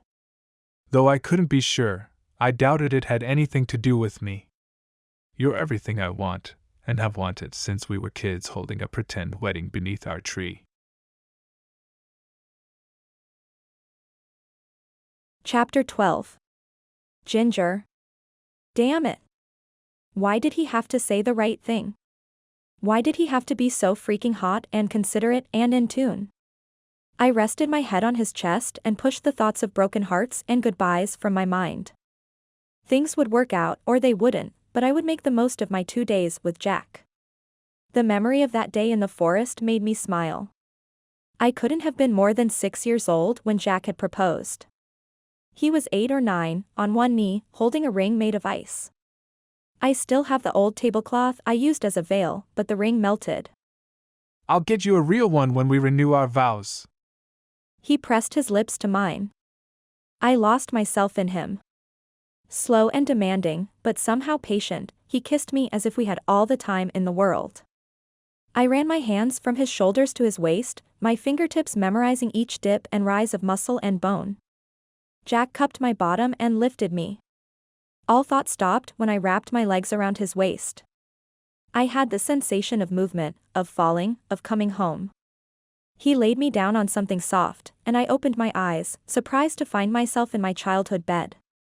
I'd avoided the room when I'd first arrived at the cabin, but now, with him, it felt like home. I felt like I was home. Jack stretched out beside me and trailed a line of kisses from my lips to my breasts. As I'd come to appreciate, he took his sweet time licking and sucking and biting until I thought I would explode before he ever touched me below the waist. An icy chill shot through my nipple and straight to my core. I jumped and pressed my hands to my chest. What did you do? Magic. Do you like it? He laughed against my breast and did it again. The sensation bordered on pain, the good kind of pain. He slid his hand between my legs. 1, 2, 3 strokes of his fingers, and I shattered. The tight ball of pressure in my core exploded into waves of pleasure that left me writhing and breathless. Jack kissed me again, this time I felt his need. No longer slow and sensual, he crushed my mouth with his and swallowed my moans. Please, Jack. I want you. I barely recognized my voice. He'd turned me into a beggar, and I loved him for it. Soon. He eased down my body, kissing lower and lower until he came to rest between my thighs. Spread your legs for me. I raised my knees and let them fall open. The position left me vulnerable. I'd had oral sex before, but Perry, the man I'd intended to marry, hadn't enjoyed giving it, to me at least. He certainly didn't have a problem going down on my best friend. This isn't really my thing. I'd rather have you inside me. He popped his head up and met my gaze. You're kidding? My cheeks heated. I'm serious. Questions danced behind his eyes, but were quickly replaced with a look of solid determination. Give me 2 minutes. If you don't like it, I'll stop. I threw my arm over my face and nodded. The first touch stole my breath, and it only got better from there. Fire and ice, tongue and fingers, he did things to me that made my body respond in ways I'd never experienced. Rocking and grinding, my hips moved as if they had a mind of their own. How could I have ever thought I could live the rest of my life without this? He stopped long enough to ask. It's good? Beyond good. My voice trembled almost as much as my thighs. Jack wrapped his arms around my waist. Taking me with him, he rolled to his back and scooted toward the pillows. Straddle my face. I found myself struggling to get my hands and knees beneath me, but when I settled. My God, when I settled, I couldn't believe the intensity of the pleasure. I grabbed the headboard to keep my balance, closed my eyes, and let my body take control. The orgasm tore through me like lightning. My back arched, my thighs trembled, and the sounds coming from my mouth were downright feral. Jack wrapped his hands around my hips and held me firmly in place. He continued to work miracles with his tongue until I grabbed a handful of his hair and tugged. Gasping and moaning, I murmured, "Stop. I can't. No more." Jack, however, had other plans. He did some sort of ninja move that involved sliding his head from between my thighs and coming to his knees behind me. He grabbed my hips, jerked me back, and snaked one arm around me so his hand rested between my breasts. Still want me to stop? I shook my head. Say the words. He moved his other hand from my hip to my navel.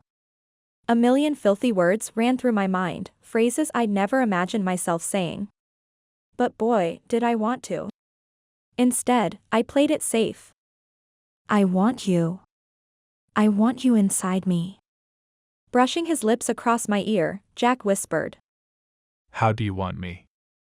I pressed my bottom against his length. Like this. From behind. Hard and deep or slow and easy? The man practically purred the question. Slow and deep, then harder. I closed my eyes and thought about what we'd just done. And I want your fingers between my legs. As you wish. He drew my earlobe into his teeth. My medical training and years of safe sex lectures buzzed on the edge of my conscience. I'm on the pill, and I'm clean, but we should use protection. He stilled behind me and loosened his grip. Elves are immune to diseases, but we are a fertile bunch. Do you have a condom? Yes, but they're no good. The curse words dancing through my head would have sent my parents into cardiac arrest. If they're still in the drawer, they're expired. I bought them before my 18th birthday. I felt Jack smile against my neck. You bought them for us. I sighed and leaned against him. Yep, and never got to use them. He eased back. As much as I'd love to have children with you one day, we should wait. Children? We discussed starting a family when we were little more than kids ourselves. Since then, I'd given up on the idea of becoming a mother. My career demanded too much of my time. It would be selfish to have a baby and pay other people to raise it. But Jack's admission had warmed a place inside me that I thought had died. I wanted to be a mom, and I wanted to experience it with Jack. He cocked his head. That look on your face. You don't want kids. No. I think I do. One day. You surprised me is all. I turned and embraced him. Since intercourse is off the table, I could test my hypothesis again?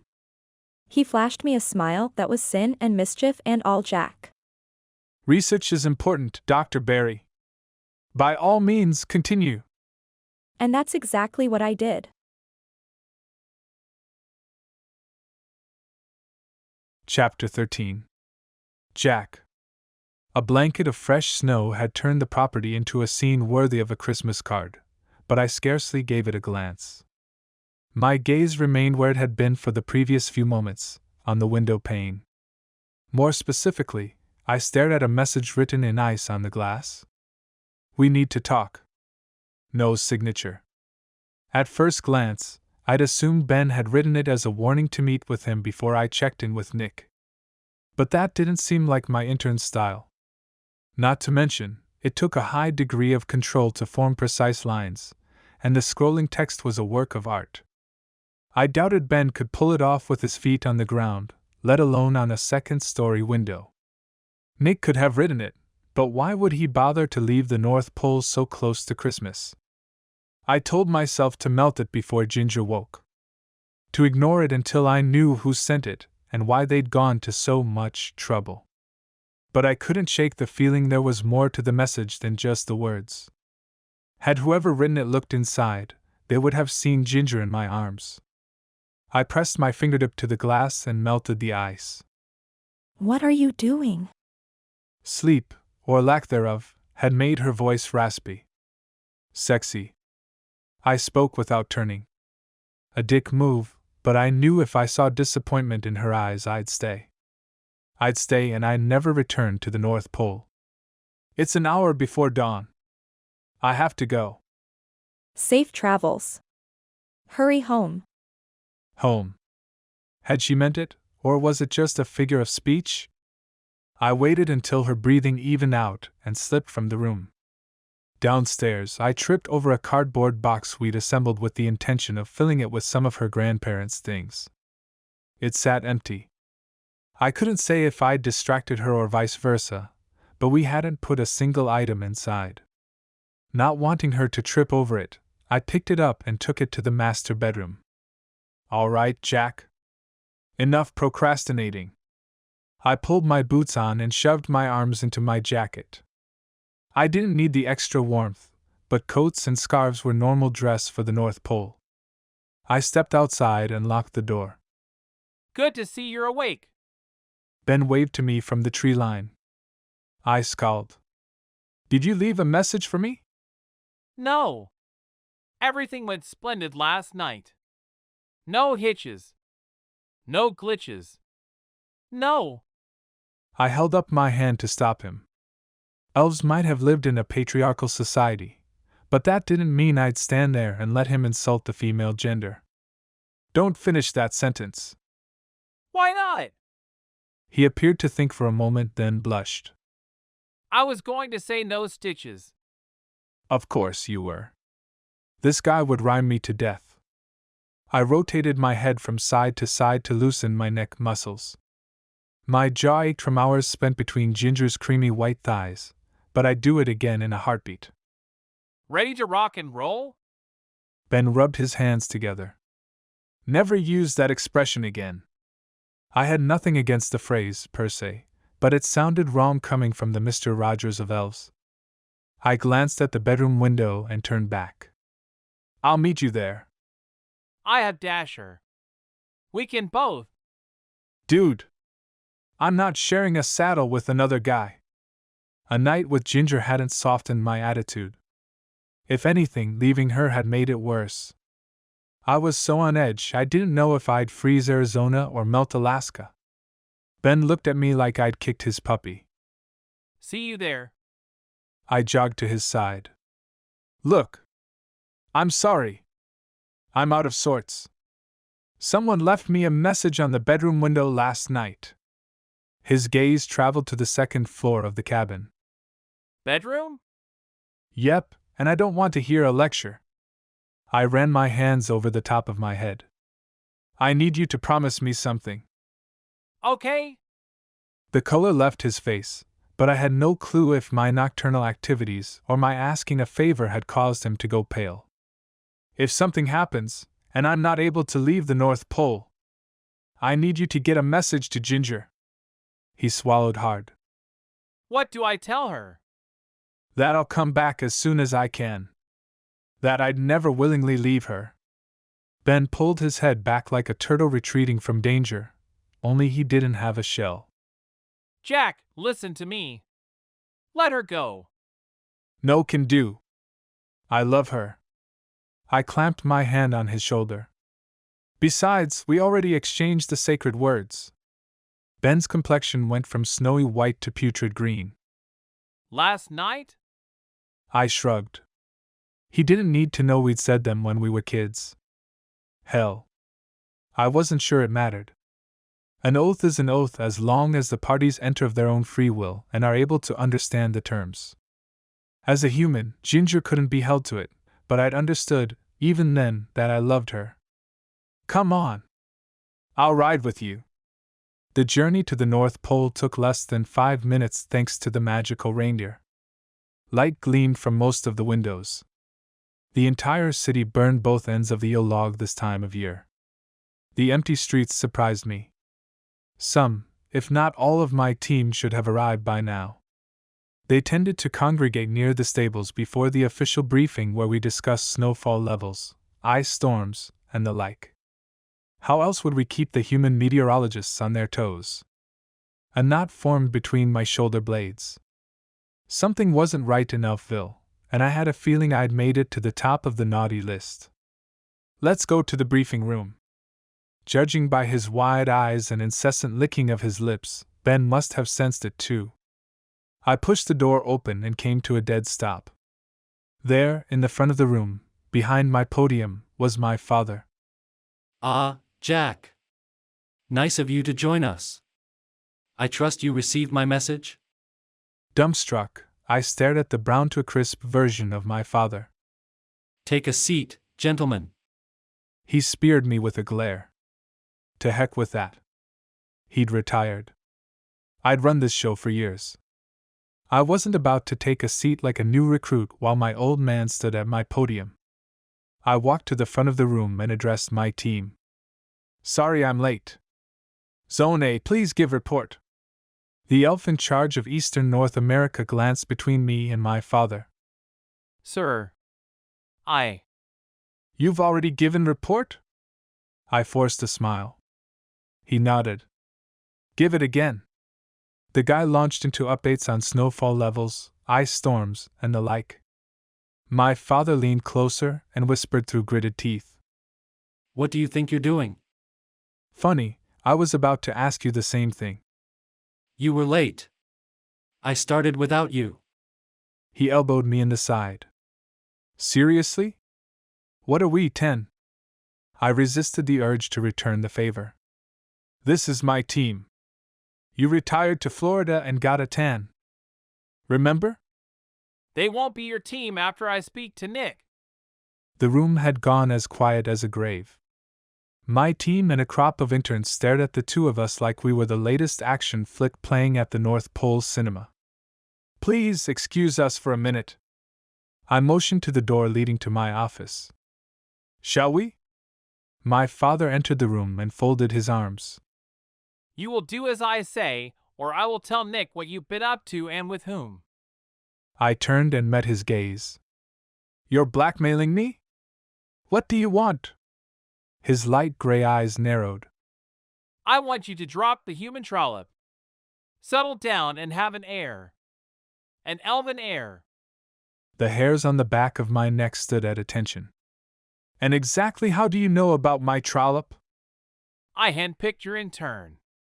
How else do you think such an idiot would be placed in the most sought-after assignment? My father smiled. My brain refused to process his words. Instead, I found myself idly wondering if he'd bleached his teeth or if his tan made them stand out more. I pulled some strings, wrote a letter of recommendation, in exchange for Ben reporting directly to me. I sucked air back into my lungs. Ben had betrayed me? Sure, I wasn't the guy's biggest fan, but he'd started to grow on me. You will do as I say. And if I don't, you'll go to Nick and have me removed from the position I busted my ass to earn? On the surface, his threats pissed me off, but beneath my initial anger rested an emotion I hadn't expected to feel. Relief. When the icicles melted, I wanted to be with Ginger, not alone surrounded by elves in the North Pole.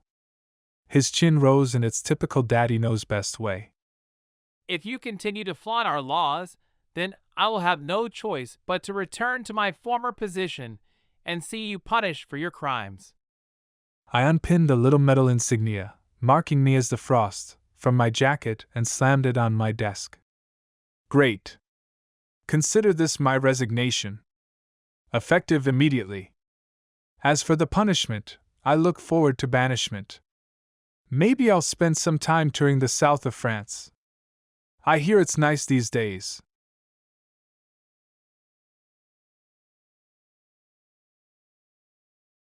Chapter 14. Ginger.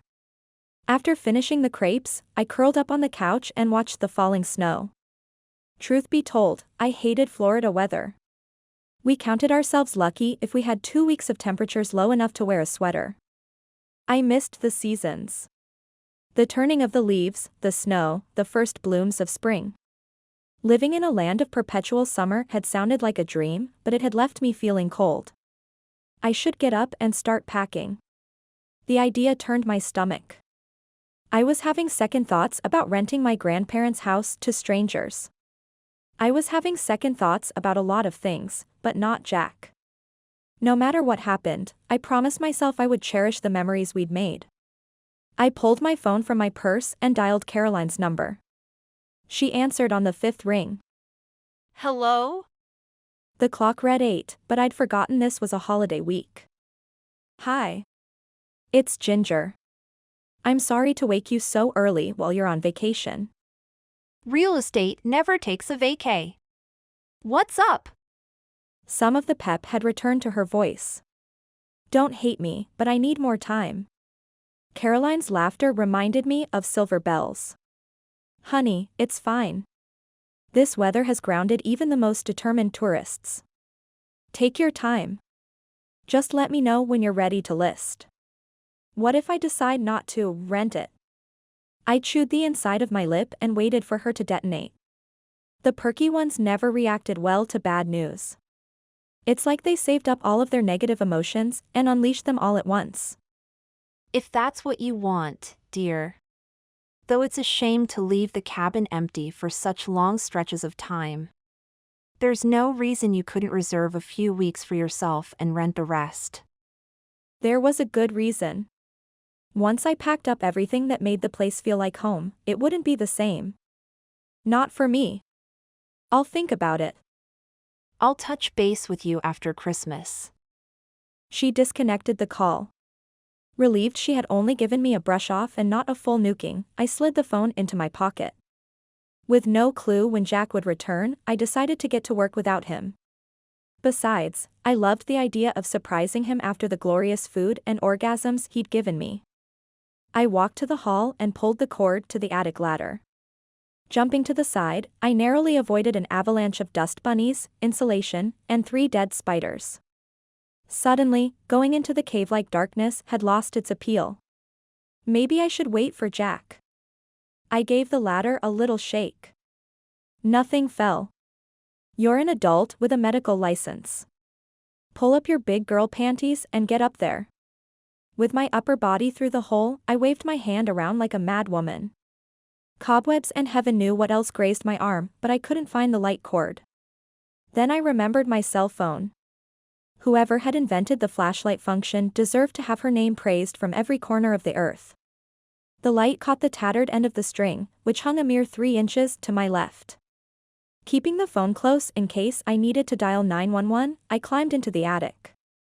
Until that moment, I'd thought I could pack the cabin in 2 days tops. I'd been wrong. My grandparents had everything from furniture, to boxes, to trunks, to a deer decoy stored in the space.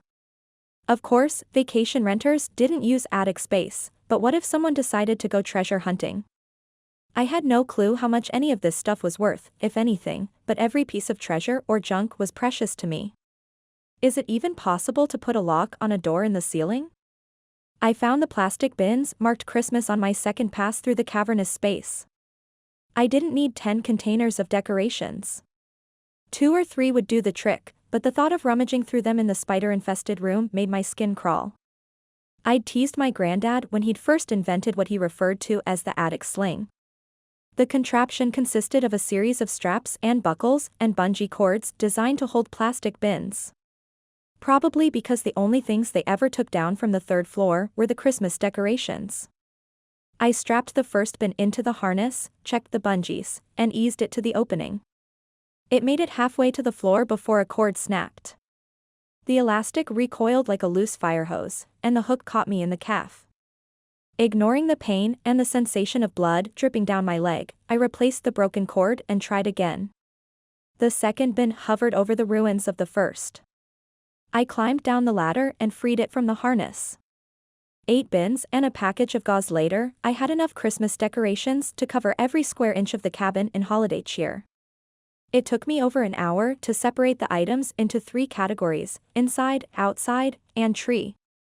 By mid-afternoon, I'd all but given up hope that Jack would come home. Unfortunately, I'd passed the point of no return on the decorations.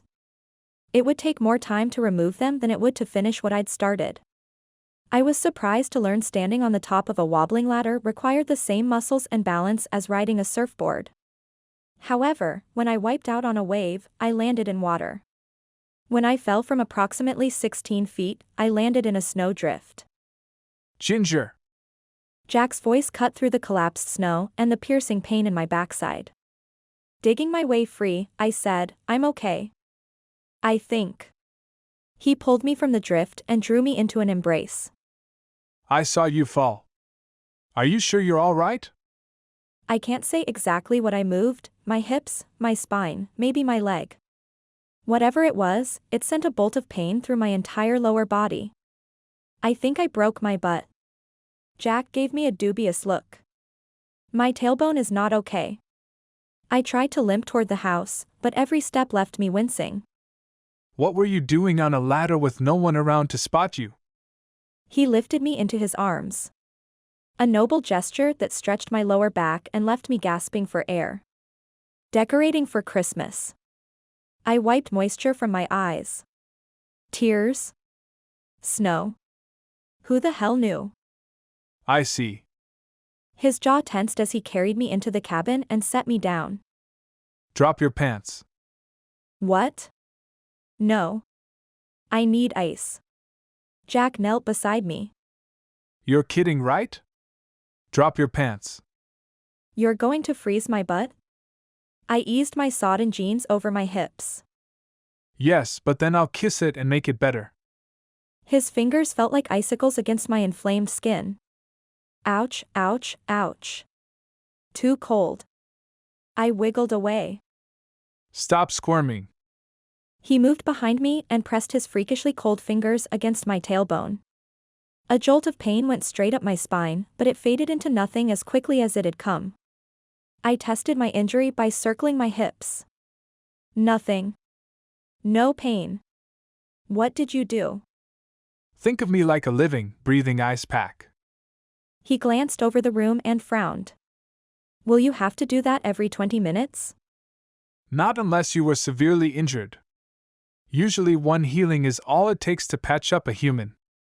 I stepped out of my soggy jeans. What did you do to your leg? Jack motioned to the blood-soaked bandage. Bungee cord attack. It hadn't occurred to me that the dull ache in my calf had gone away. I peeled the bandage back and gasped. The skin had completely healed. Jack frowned. Who knew holiday decorations were hazardous to your health? I thought you'd like them. It's almost Christmas. A lump formed in my throat. He'd always loved the holidays. Did something happen in the North Pole? Yes, but I took care of it. He plopped onto the couch. Then what's wrong? I eased down beside him.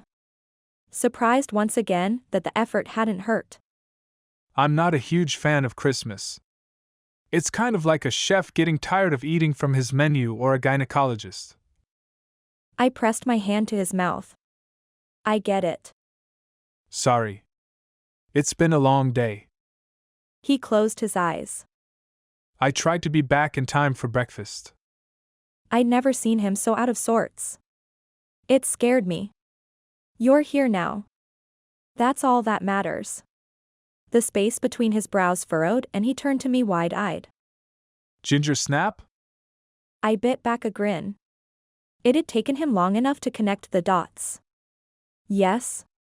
You decorated for Christmas. Yes, I guess I did. Does this mean you're staying? I nodded.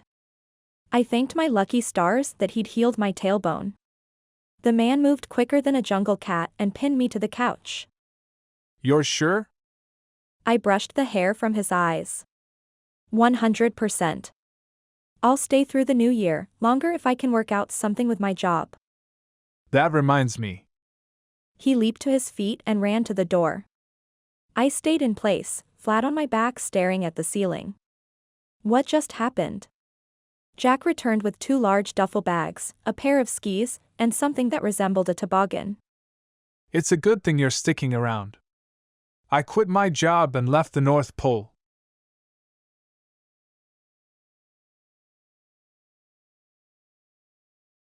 Chapter 15. Jack. I held my breath and waited for Ginger to respond. I'd acted without discussing it with her or Nick or anyone other than myself and my father. I'd gone home, packed up, said goodbye to Donner, and left the North Pole. Regardless, I would stand by my decision and hers, come what may. The woman I loved glanced from my bags to my skis, to my sled, and finally to my face. You're serious? As a penguin with an egg. I dropped my worldly possessions by the door and returned to her side. But I thought you said elves and humans couldn't be together. Her eyes darted back and forth as if trying to decide where to settle. Elven law forbids it, but our judicial system isn't like yours. We don't have prisons. My people are traditionalists. The greatest punishment is losing rank or dishonoring our family names. Besides, there are too few of us left to go around executing elves for leaving. I took her hands in mine. I'll be banished, but we'll be together. At least I hoped that's how things would fall out. Knowing my father, he wouldn't give up without a fight, and I had no clue how Nick would react. He'd grounded me to the North Pole as a youth, but such a thing had never happened to an adult. Then again, I didn't know of any adult elves who'd run away from home and join the humans. I'd worry about blowback from the North Pole when and if it came. Right then, Ginger's non-reaction cut me to the bone. Say something, please. You gave up everything, for me? Her eyes glistened. No. Don't cry. I could handle almost anything, but I would lose it if I'd hurt her. Yes, and I should have spoken to you first. If you don't want. She launched herself at me and covered my face with kisses. That's it? We're safe? We can be together like a normal couple?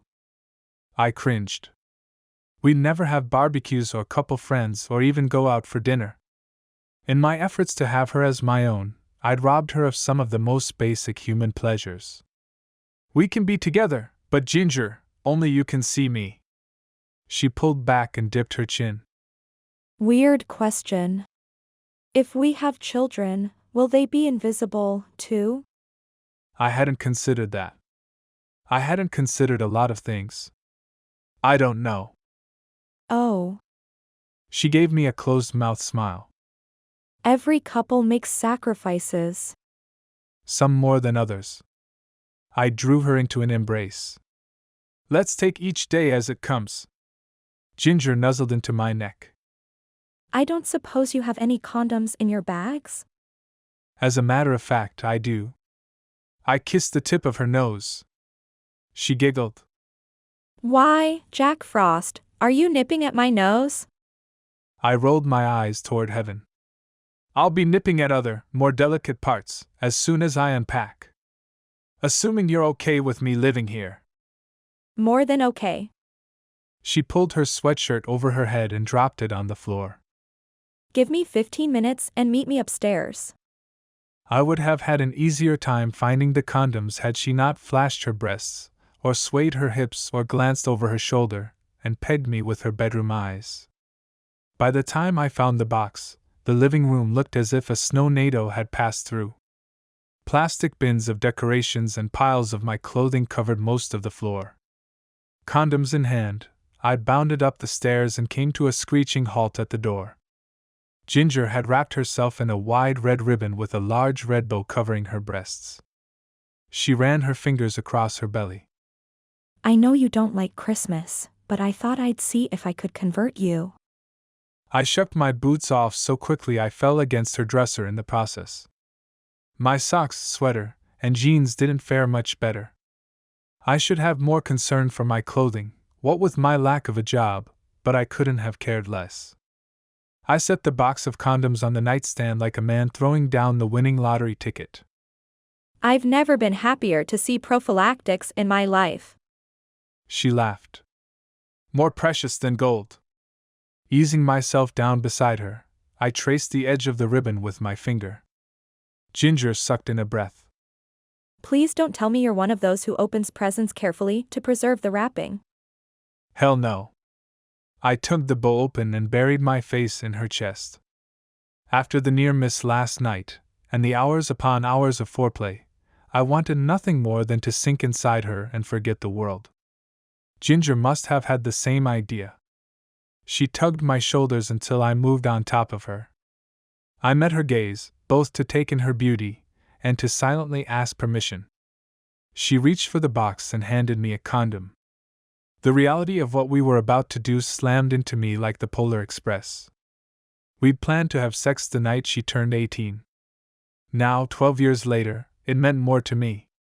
I loved her then, but I was too young, too icy behind the ears to understand the difference between loving a girl and starting a life with a woman. What's wrong? Ginger brushed her fingertips over my cheek. I love you. My voice came out hoarse. She smiled the sort of smile that reminded me of springtime and honey. I love you, too. This feels different. More important. Still smiling, she whispered. It's our last first time with someone. My hands trembling, I fumbled with the foil packet. Thankfully, Ginger helped with the condom. I raised my hips, met her gaze, and sank into her. My pulse roaring in my ears, I stilled and enjoyed the newness of our connection. Her body fit mine as if we were the red and white of a candy cane. She moved first, drawing her hips back and pushing them up again. Holding my gaze, she parted her lips and whispered, Kiss me. I covered her mouth with mine. I had every intention of showing her how much I loved her, but once again, Ginger had other ideas. Other fantastic ideas. She drew my lower lip between her teeth and bit down hard enough to elicit a moan. My body came alive, or I should say my hormones came alive. The small amount of pain went straight to my dick. Deepening the kiss, Ginger wrapped her arms around my neck and her legs around my waist. Stop being so careful with the wrapper and get to the good stuff. Yes, ma'am. Who was I to deny the woman I loved? I picked up the pace and lost myself in the feel of her body. She pushed, I pulled, moving together and apart over and over, until I came too close to the edge. I slid my arms beneath her and lifted her from the bed. We teetered and balanced for a split second, before my back hit the mattress. Ginger seemed to take the change in position as a challenge. She pressed her hands to my chest and rocked her hips back hard enough that I worried I'd snap in two. I didn't. Not in a physical sense. But I broke on an emotional level. The way she responded to my touch, the way she took charge, the way she gave herself to me with abandon. I'd never known anyone like her. We went over the cliff together, grappling and clawing and clinging to one another. I lost sight of her mid-fall, overcome by the intensity of the pleasure. Breathless and sated, I rolled to my side and pulled her against me. Best present ever. She eased back enough to flash me a sleepy grin. Want to wrap me up and open me again? My God, this woman.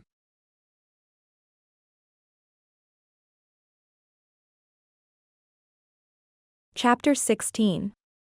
Ginger. Voices, male voices, carried from outside.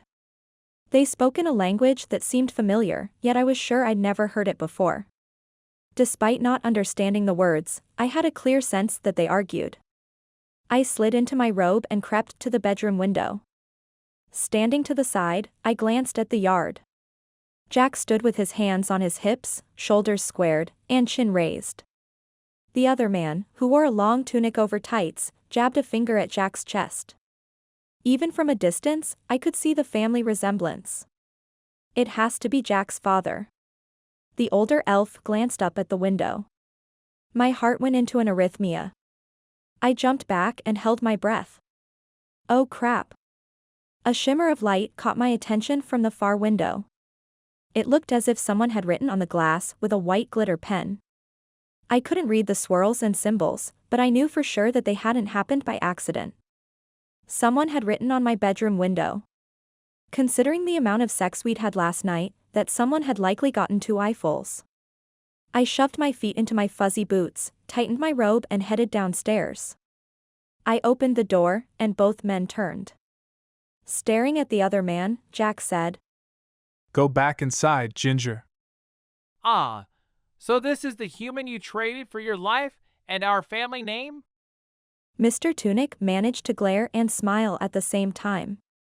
If you would be so kind as to invite me inside, we can discuss this matter like civilized adults. Invite him inside? Could he not cross my threshold? Wasn't that a vampire thing? The man exuded power, but I dealt with too many male physicians with egos the size of Greenland to cower. This is as much Jack's place as it is mine. If he wants you inside, he'll invite you. She has moxie. I'll give you that. Chuckling, he looked me over from head to toe and back again. Easy on the eyes as well. I can see why you would be tempted, Jack, but this will not stand.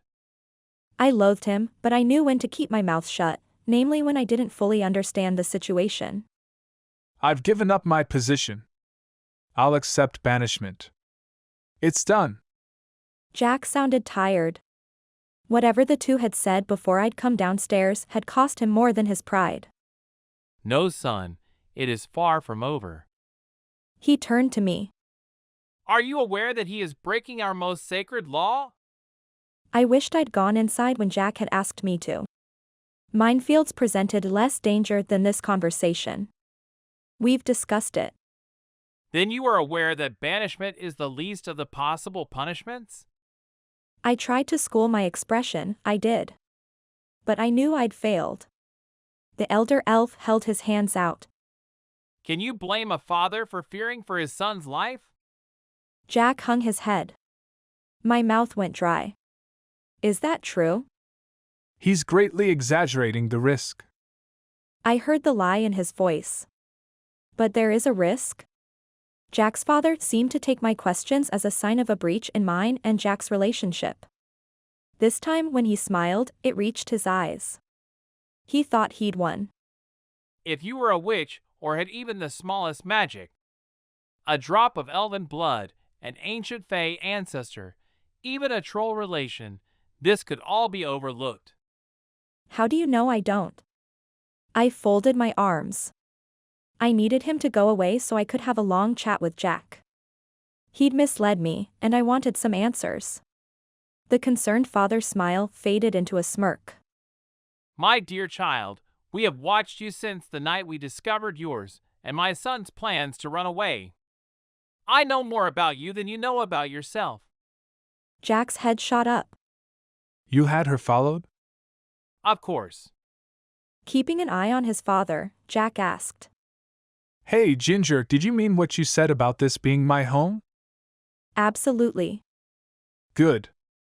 Jack's lips curled into a smile that sent a shiver down my spine. Whatever he had planned would not please Daddy dearest. This land is my home. I order you to go and never trespass again. You and any who do your bidding are no longer welcome here. The older elf's eyes widened. He appeared to struggle to remain upright. You have sealed your fate and that of your human. Her blood will be on your hands. Jack's eyes widened. This isn't her doing. She's innocent in all of this. His father glared at me. You would never have destroyed our family's honor had it not been for the human. I'll accept whatever punishment Nick doles out, but if anyone harms a hair on her head, I'll bring much more than dishonor to the Frosts. He moved toward his father. We shall see about that. The elf vanished. Jack stared at the space his father had previously occupied, then glanced to the sky as if he'd find the answers written in the clouds. I wanted to scream or punch something, but that would have to wait. The man I loved needed me. I rushed down the stairs and embraced him. His skin had grown so cold, it felt as if I hugged an ice sculpture. He wrapped his arms around my shoulders and buried his face in my hair. I'm sorry. We'll figure this out, together. I wanted to believe we would, but the talk of death and blood on hands terrified me. He pulled back and took my face in his freezing cold hands. Do you love me? I swallowed past the lump in my throat. Yes. With all my heart. Since we were young. Ice crystals formed in the inner corners of his eyes. Are those elf tears? I stared in awe. He nodded and wiped them away. I have an idea of how to fix this, but I need you to stay here. Why? What do you plan to do? My teeth chattered, and I began to shiver. He released my face. Go inside and warm up. No. Not until you tell me what you're going to do. He raised his hand as if to caress my face, but let it fall to his side. Do you trust me? Why didn't you tell me they could have us killed?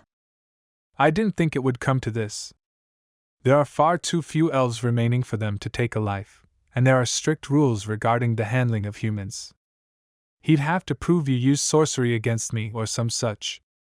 Nick will never sign off on it. I believed him, but he still hadn't told me where he planned to go. Jack sighed. You'll be safe here. My father and his people can't come onto the property. I need to go and speak to a wise man about a solution. A wise man? My shivering made it nearly impossible to speak. Stubborn woman. He hoisted me over his shoulder in a fireman's carry, marched into the cabin, and deposited me in front of the hearth. A wise man is an ancient magic user. Witches, fairies, trolls, elves, and now wise men? My knowledge of the world seemed small compared to Jack's. When will you be back? As soon as I can. Tonight's Christmas Eve. He pressed his cold lips to mine. I'll be back in time to decorate a tree. Tomorrow, I'll cook dinner. Turkey, stuffing, the whole shebang. Just come home to me, Jack.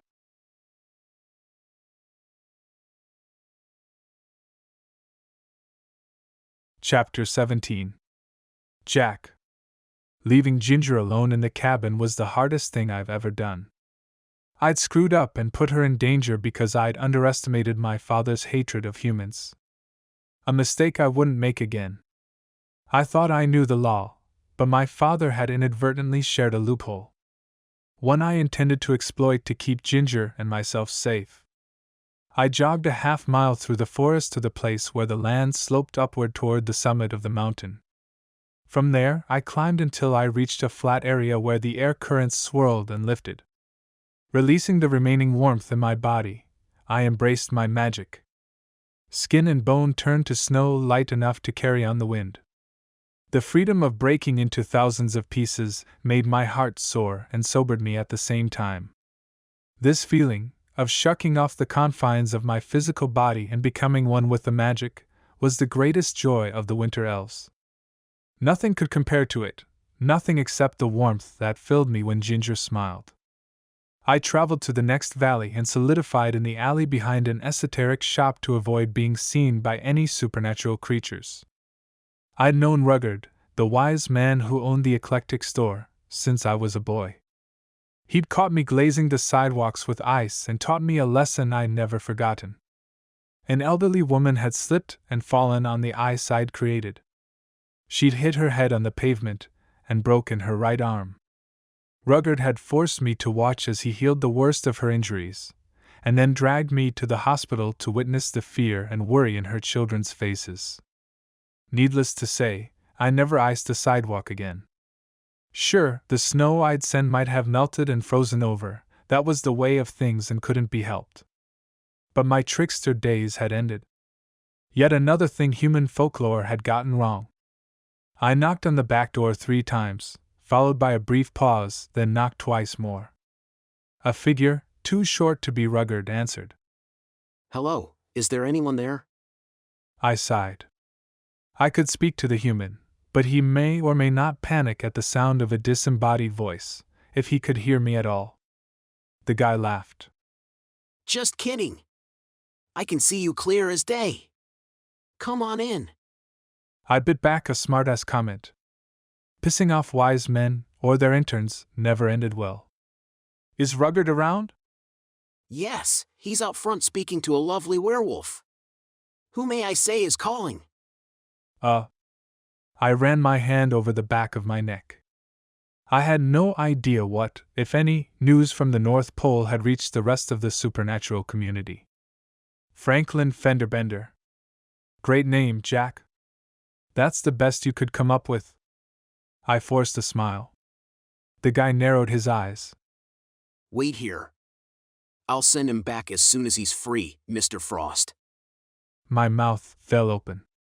Why did you ask my name if you recognized me? I wanted to hear what you'd say. Fenderbender. Nice one. The robed prankster cackled and walked through a beaded curtain.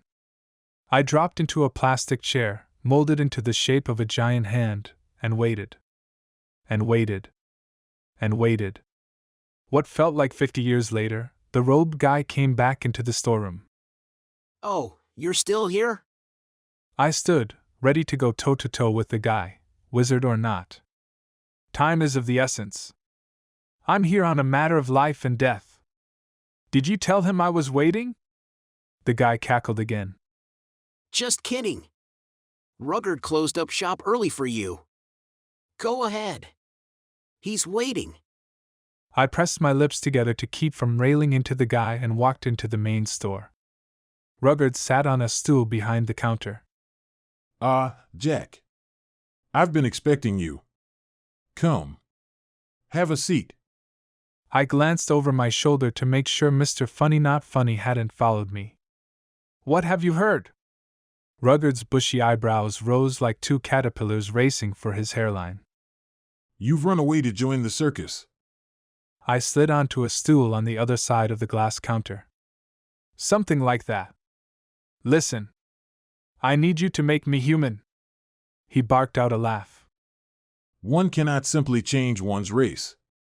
Tell me the entire story, and I'll see what I can do. Thanks. I spilled the situation, my truths, my secrets, and my fears. I left nothing out except some of the steamier details of sexy time with Ginger. The wise man listened without commenting or giving a hint of his feelings. I see. Quite the mess you've gotten yourself into. I was willing to risk whatever punishment came my way, but I never considered they would harm Ginger. Are you certain they will? Your father has a way of making soap operas out of picture books.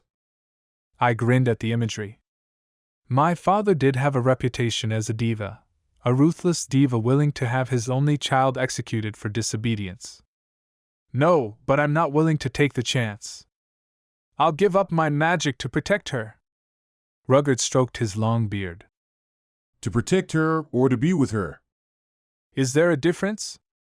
Do you believe there is? Sometimes I really hated wise man speak. Did they teach them to answer every question with a question in magic school? Yes. There is a difference. I don't want to let her go any more than I want to die, but I would give up my magic and my life to spare hers. He shook his head. Wrong answer.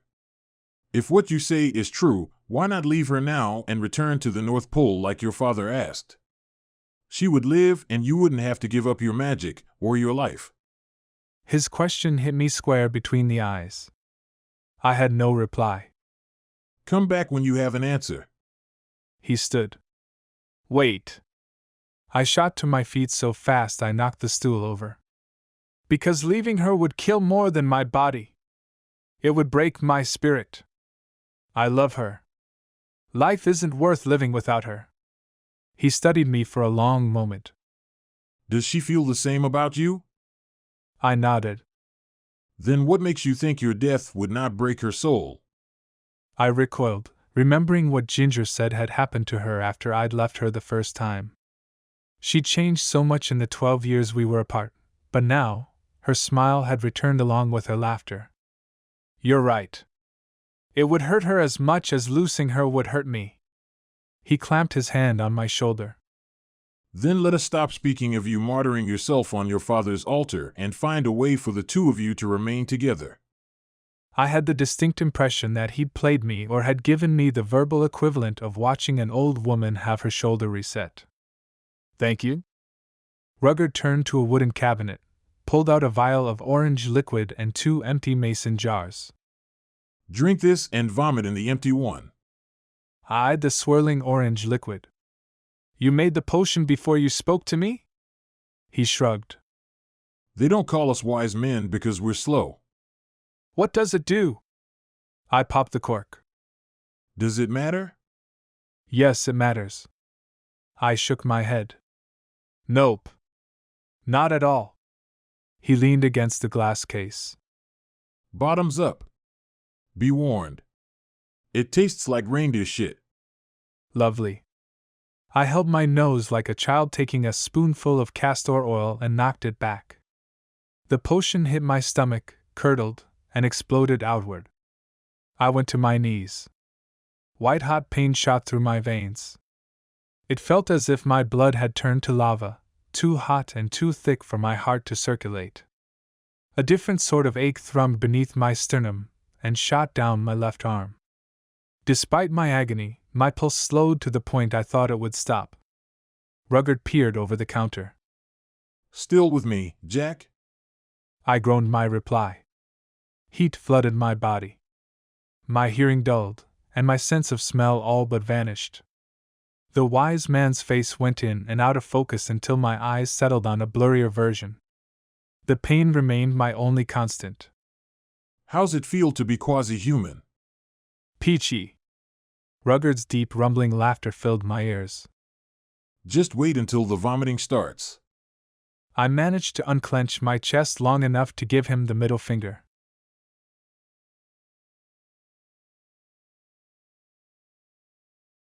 Chapter 18. Ginger. I paced the cabin for an hour after Jack had disappeared into the forest. This is ridiculous. I have to do something, but what? I promised him I would stay here. Unable to stand it another second, I grabbed my laptop and Googled wise men, elves, and wizards. Oddly enough, I found a store in the next town over that boasted an on-site wizard. I clicked on the link and gasped. The writing circling the logo resembled the scrolling symbols Jack's father had left on my bedroom window. Jackpot. I grabbed my phone and dialed the number. A man answered. Magics, herbs, and gifts. Hi. How late are you open today? We close at 4. I sighed in relief. I need a consultation with a wizard. Is someone available today? He books up months in advance, but considering it's Christmas Eve, I suspect he can squeeze you in. May I have your contact information for my records? I rattled off my cell phone number. Perfect. I have you in the book, Ginger. Wonderful, thank you. I'm on my way. I hung up the phone, blinked, and replayed the conversation. Had I given him my name? Purse, phone, and keys in hand, I hopped in the car. I knew I hadn't told him my name. Maybe that wasn't creepy at all. Maybe it was a sign he was the wizard, and a wonderful wizard at that. Humming, Somewhere Over the Rainbow, I rounded the corner at the edge of the property and slammed on my brakes. Caroline had turned onto the driveway but had stopped. The realtor appeared to be shouting while revving her engine. I honked my horn to get her attention.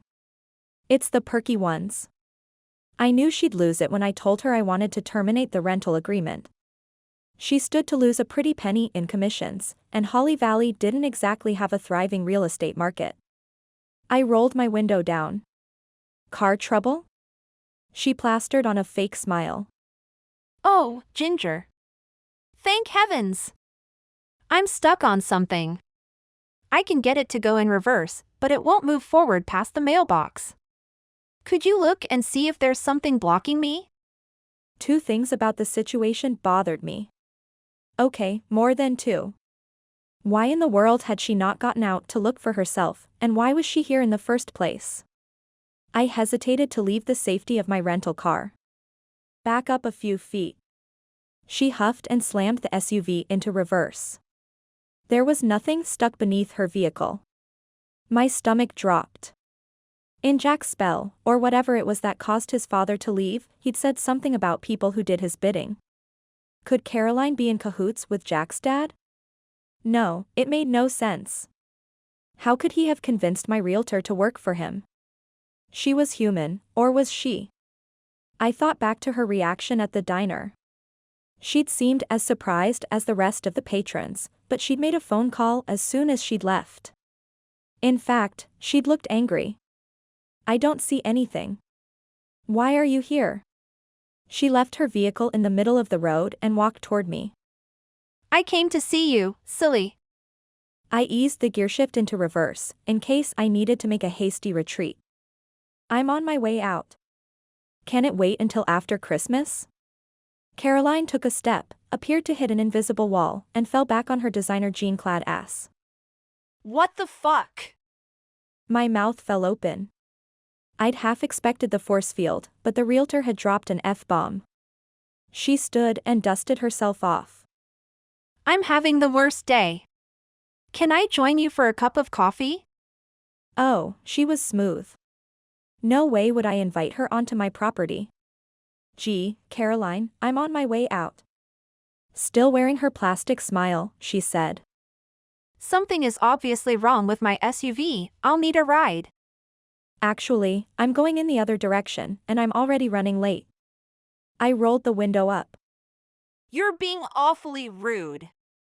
She tested the barrier again, this time with her hands.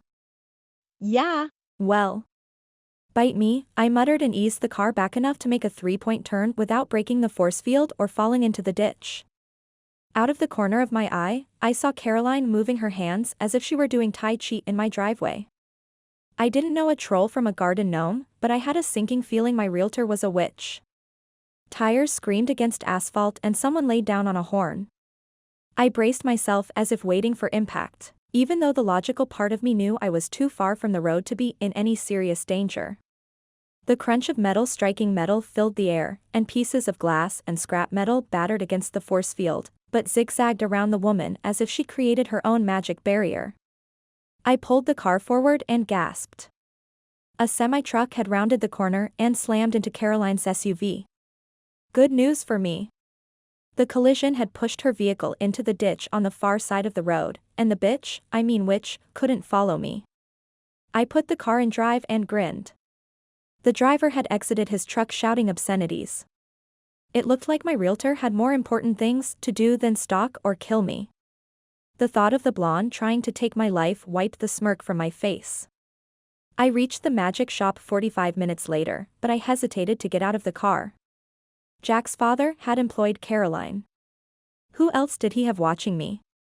Someone knocked on my window. I startled hard enough that I spilled my purse. Sorry, miss. An older man in a green velvet cloak peered inside my car. You wouldn't happen to be Ginger, would you? Who's asking?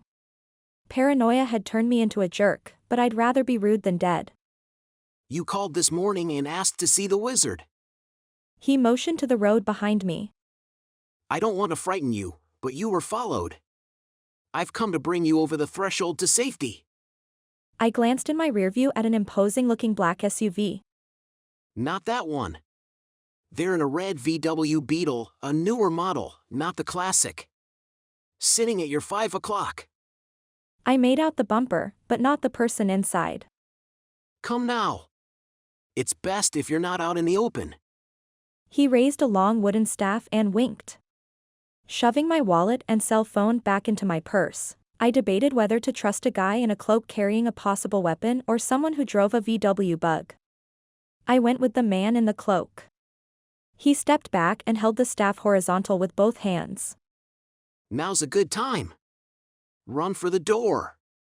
Determined not to go down without a fight, I hopped out of the car with my keys poking out between my fingers like I'd learned in self-defense class. He nodded toward the shop. Go now. I ran for the door and into a wall of a man a few feet inside. Salt and pepper beard, eyebrows long enough to achieve a comb-over, and an air about him that made me want to take my chances with the VW driver. I assumed I'd found my wizard. Hi. I'm Ginger. I'm in the book. I couldn't be certain, but I thought I saw the corner of his mouth raise beneath the thick beard. I'd need a last name to find you in the directory, but I'm flattered, young lady. Oh, no. I laughed high and shrill like a hyena on amphetamines. I meant I'm here to see the wizard. This time, he smiled wide enough for me to clearly see it. Did you follow the yellow brick road? Yes, and I went over the rainbow.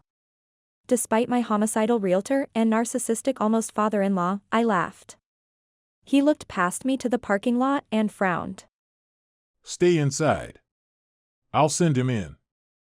I turned to follow his gaze. The older gentleman in the green cloak appeared to be pantomiming a battle scene, but I'd seen enough strange things today to know he fought something real. Something that had been sent for me. My flight or fight response kicked in, only I had no intention of fighting something I couldn't see.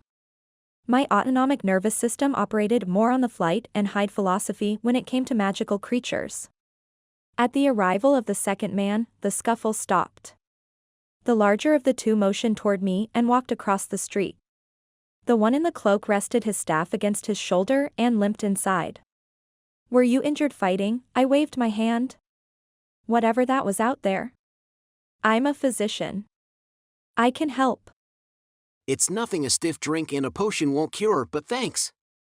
He shrugged one shoulder and flubbed his lips. How can I assist you? Oh. I glanced over my shoulder and sighed. Why couldn't I see that thing, out there? He moved behind the counter. The goblin? Because he was cloaked. Right. Cloaked. That explains it. I held onto the glass case to remain upright. What brings you in today? I hadn't thought of what I would say now that I'd arrived. I'd spent the drive looking in the rear view, half expecting Caroline to sprout wings and fangs and attack my rental car. I don't know where to start. I find starting at the end and working backwards to the middle is a good place. The beginning is too early and full of needless details. The end cuts straight to the point. I tried to follow his logic but got lost somewhere in the middle. I'm human. He nodded. Most are. But I need to be something with a little magic. I see. He scratched the side of his head. I didn't think he saw it all. I'm in love with an elf. I can't be with him because I'm not a magical creature. Can you make me a witch? He blew a raspberry. I cannot. It takes years of training and requires one who is born with a spark of magic. At my wit's end, I blurted, I might have a spark.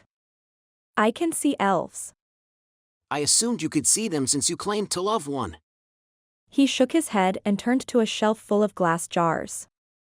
Let's see what we have. He went down the first row of bottles. No. No. No. Maybe. He glanced at me, then shook his head. No, I think not.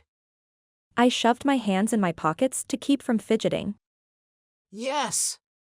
He took a mason jar of sparkling blue liquid from the shelf and handed it to me. The skin on my fingers stuck to the jar. It's freezing. What is it? Rolling his hand in a flourish, he said. Ode to Winter Elf. My heart lurched. What do I owe you? Don't you want to know the side effects? He pursed his lips. Yes. Wake up, Ginger. You have a medical license and you're ready to gulp down something cold enough to burn? He reached beneath the counter and removed a sheet of paper. May cause dizziness, drowsiness, sleeplessness, gout, gangrene, bursitis of the elbow, bursitis of the knees, headaches, low sex drive, decreased appetite, weight gain, and flatulence. I set the jar on the counter. Thank you. Have a Merry Christmas or Yule or whatever it is you celebrate. Wait. He cackled. I was just kidding. A little pharmaceutical humor. You're a doctor. I thought I'd get a laugh out of you. I hung my head. What does the liquid do? It's elven magic. It basically turns you into one of them. Is it permanent? It is. He folded his arms. I felt like a jerk for ruining his fun, but I was in no mood for pranks, not today. How do I administer it? He reached beneath the counter and pulled out a towel. You bathe in it. I eyed the towel. Can I do it at home? He motioned to the parking lot. I would advise against leaving here as a human. Right. I don't suppose you have a bathtub? He flashed me a smile. There's one in the back. The heat's on high and I left a stack of blankets. You'll need them when you're done. You knew why I came in here? He shrugged and flashed me an apologetic smile. I do psychic readings on Tuesdays and Thursdays.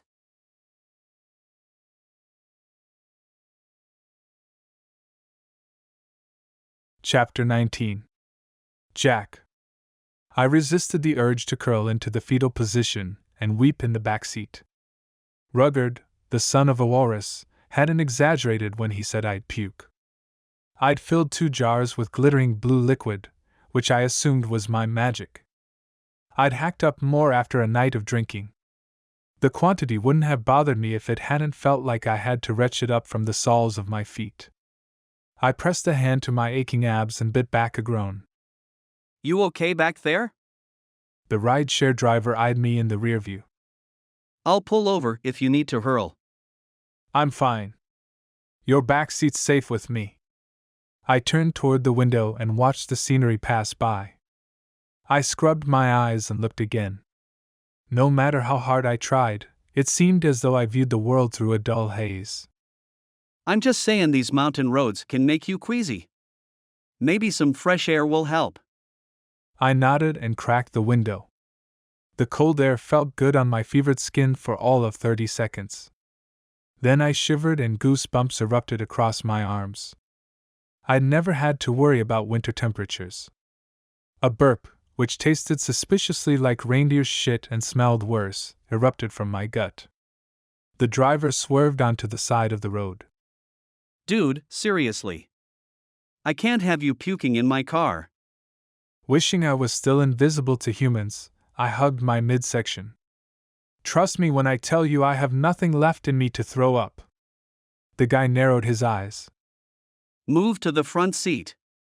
Sometimes it helps. I hesitated to get out of the car. You're not going to drive away and leave me stranded, are you? He laughed. And risk you leaving a bad review? No way. I moved to the front seat and buckled in. Thanks. My stomach settled somewhat, but the lack of nausea paved the way for my brain to kick in.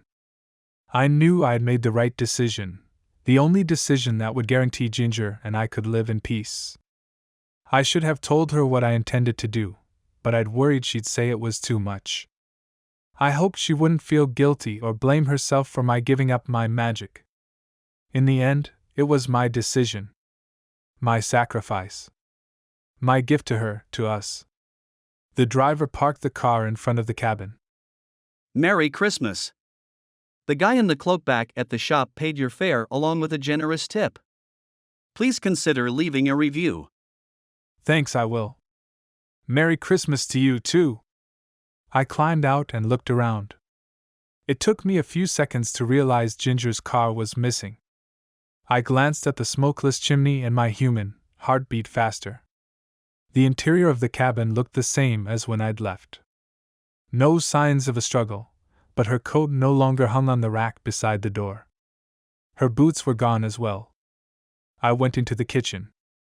Ginger's laptop sat open on the table, but it had gone into sleep mode.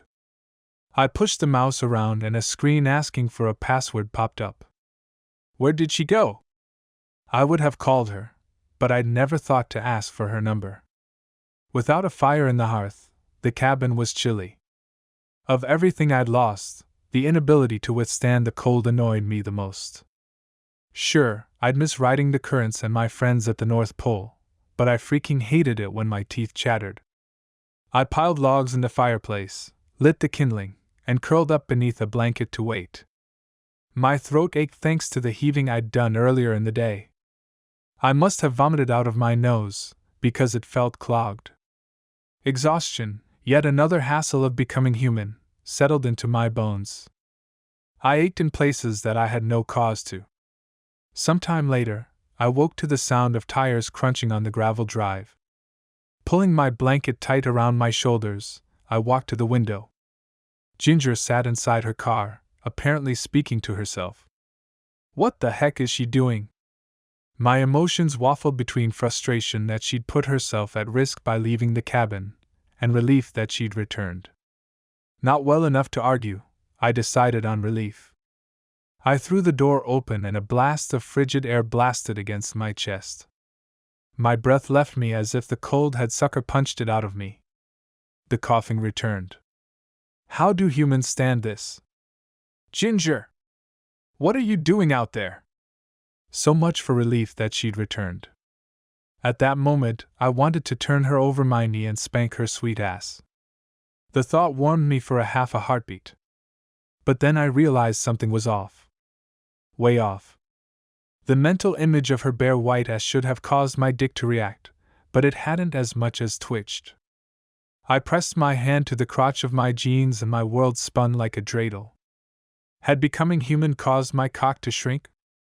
Ginger got out of the car wearing jeans and a cotton t-shirt. It made me cold to look at her. I'm coming. She gave me a nervous smile and walked toward the cabin. Something felt different about her. With my piss-poor vision, I couldn't quite figure it out. Had she done something new with her hair? It seemed shinier. Or was it her complexion? Her skin did look a little paler than normal. I thought we agreed you'd stay here until I returned. Where did you go? I slammed the door behind her and sneezed for the first time in my life. The shock of it stilled me, though it wasn't an altogether unpleasant experience. At least my sinuses had cleared. I grabbed a napkin from the kitchen island and blew my nose. Be mad at me, but don't take it out on the door. She dropped her purse and pressed her icy hand to my forehead. You're burning up. I thought elves didn't get sick. I jerked away. Where were you? She chewed her lower lip. We should sit down for this. I pulled the blanket tighter. It occurred to me that my reactions were over the top, even for a human. Maybe I'm going through an adjustment period. That would explain my aching head. Ginger settled onto the couch and fanned herself. It's 100 degrees in here. I managed to get a napkin in front of my nose before I sneezed again. 1 point for me. Jack, I'm serious, you look awful. She reached for me again. I feel awful. This time I let her smooth my hair back from my brow. Tell me why you left. Her eyes lit. I went to see a wizard. You what? It felt as if someone had wrung out my stomach like a wet dish towel. I took in her bare arms, her pale skin, the new twinkle in her eyes. She took my hands in hers. I have elven magic, and it's absolutely amazing. I see colors I've never seen before and hear things, and the cold doesn't bother me at all. I feel as though I could fly. I don't care that no one can see me. It's worth it. You're worth it. I grinned despite my world shattering to pieces. Did you pass any cars on the road? Yes, and boy did heads turn when they thought the car was driving itself. She laughed, deep and rich.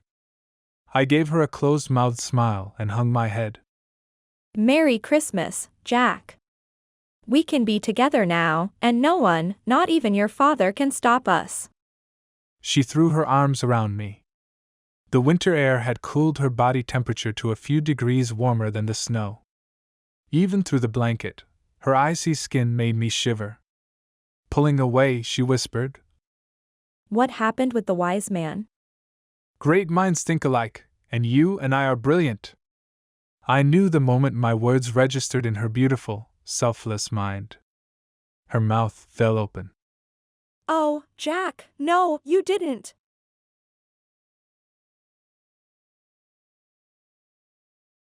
Chapter 20.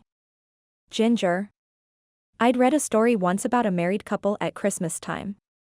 The wife had cut her hair to buy a golden chain for her husband's pocket watch, but he'd sold the watch to buy combs for her long hair.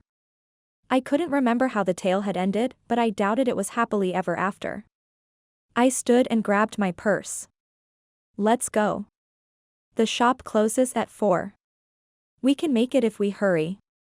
Magic doesn't work that way. There isn't a return policy. He coughed deep enough that I heard the rattle in his chest. Jack stared at me with a look of such longing it stole my breath. I whispered, "Are you angry?" He stood and embraced me. "No. What you did. No one has ever given me such a gift." I sniffled and blinked to hold back my ice tears. "But I messed everything up." We're in no worse shape than we were this morning. Besides, it's Christmas Eve. We have a tree to trim, and I need to go shopping for dinner tomorrow. He pressed his feverish lips to my forehead. "I'll go to the store. You need to rest. You managed to catch a cold in your first few hours as a human." I'll live, unless I drown on my own snot. His eyes rounded. That's not a thing, is it?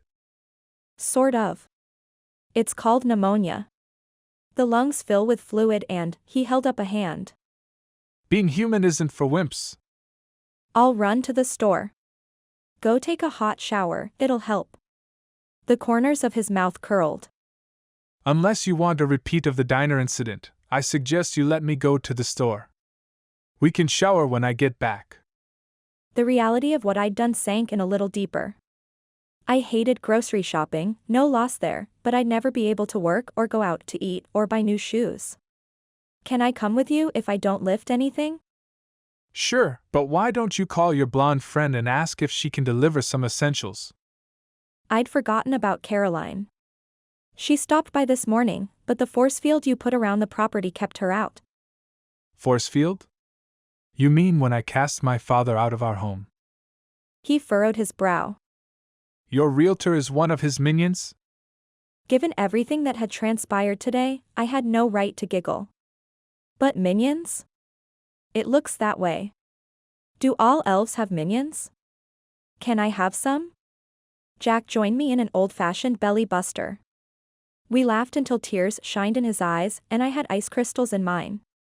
He tilted his head. You need to learn to warm your body temperature. That'd be great. I'd like to touch you without making your lips turn blue. Elven magic is nature-based. We can absorb heat and cold. Close your eyes and focus on the warmth of the fire or my skin. When you feel connected to it, allow it to seep into your being. He grabbed a box of tissues and blew his nose. It sounded easy enough, but it took me 3 times before I managed to feel connected to the fire. As for becoming one, let's just say I failed.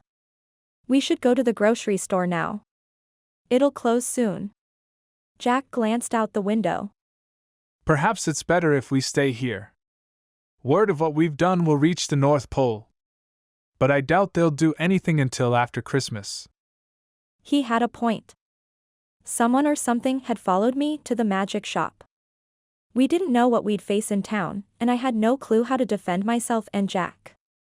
I went into the kitchen and checked the fridge and cupboards. What can you do with half a loaf of bread, some pork chops, and frozen vegetables? He waved his hand. It's the company I want, not the food. I'll remind you of that tonight when we're eating canned tuna on toast. I winked. We're going to need a tree. Normally, we'd cut one of the white firs my grandfather had planted specifically for Christmas, but they'd grown too tall. Plus, I remembered what he'd said about elves and nature. Is it okay to kill a tree for a holiday? In the North Pole, we decorate trees where they stand. But now that I know what it means to feel the cold, I understand the need to bring one indoors. He sneezed and groaned. Tissue boxes should come with a cord to hang around your neck. It seemed to me that I'd gotten the better end of the bargain. I'd gained all sorts of new abilities, everything that Jack had given up. Is it difficult for you? I've never done it before, but as long as I have an axe. His voice had gone nasally again. I mean, is it difficult to suddenly be human? He smiled without taking time to think. A real smile that lit his eyes and made me believe we would be okay. Besides the gallons of snot, it's getting easier, but there is one thing I'd like to try. What's that? I knew the answer before I asked the question. Sick or not, his tone had gone from conversational to naughty. Someone wanted to experience sex without magic. Coincidentally, I wanted to try sex with magic. Win-win. I'm betting you'll have an easier time warming your body temperature if you take some heat from my skin. He slid his arms around my waist and his hands to my butt. I like the sound of that. If you think you're up for it. Feeling bolder, I pressed my hand to the front of his jeans. He jerked away. Too cold? Sorry. I keep forgetting. There's one thing about being human that concerns me. He hung his head, likely to hide his flaming red cheeks. Jack Frost had blushed. It's my dick. I think it's smaller now. My gaze went south. I couldn't help it. When someone says something like that, it's difficult not to look at the body part in question. He blocked my view with his hands. I wouldn't have thought it possible for him to turn redder, but he did. Show me. Forget I mentioned it. Jack, I'm a physician who is well acquainted with your penis. Let me see it. I fought hard to maintain my professional bearing and not grin. I really did. He lowered his hands and turned his head. I stepped forward, loosened his jeans, and tugged his boxers down. From above, it looked smaller, but I needed to do a more thorough investigation. I dropped to my knees and took matters in hand. He gave me a, Yeah. right look. I'm serious. I pulled my t-shirt over my head and unclasped my bra. Jack reached for my breast, but I batted his hand away. I'm here for visual stimulation only. Hands off. I had to get serious, or he'd never do as I asked. I turned my back to him, opened my jeans, and bent at the waist as I lowered them. Jack sucked in a breath behind me. I'd learned a lot about my man in a short amount of time. He liked his showers on the cold side of warm. He had an oral fixation. And he liked dirty talk in the bedroom. Jack's hand began to move over his growing erection. That's it, baby. Think about your cock in my mouth. I felt like a complete imbecile, but he seemed to enjoy it. I want you to take me from behind, hard and deep. So deep, Jack. His breath hitched and he closed his eyes. Look. I pointed at his cock. Jack blinked, not understanding. I'm looking at you. I motioned to him again. He glanced down and grinned. It's back to normal. What was wrong with it? Shrinkage. I tugged my jeans up. Why are you getting dressed? And what the hell is shrinkage? I hopped onto the kitchen island. Things shrink when they're cold. He narrowed his eyes. You're kidding. I trailed a finger from his sternum to his cock. As I predicted, he began to soften. I must teach you how to warm your hands. His eyes darkened. Now get out of those jeans and let me see that luscious ass of yours. I glanced at the clock. We have all night to fool around. But the sun's setting and I need to go out and cut down a tree. I'll do the cutting. A series of coughs left him gasping. As soon as I remember how to breathe. I guided him to the couch and pulled a quilt to his shoulders. Take a cat nap. I'll come back for you once I've chosen the perfect tree. Don't leave the property. His eyelids drooped. I'll stay close to the cabin. I pressed my lips to his forehead. I love you, Jack Frost. Love you too, Ginger Snap.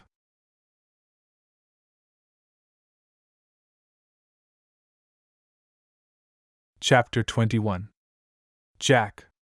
Life had a funny way of testing you until you understood the lesson, even if it meant sending you back to school to relearn everything you thought you already knew.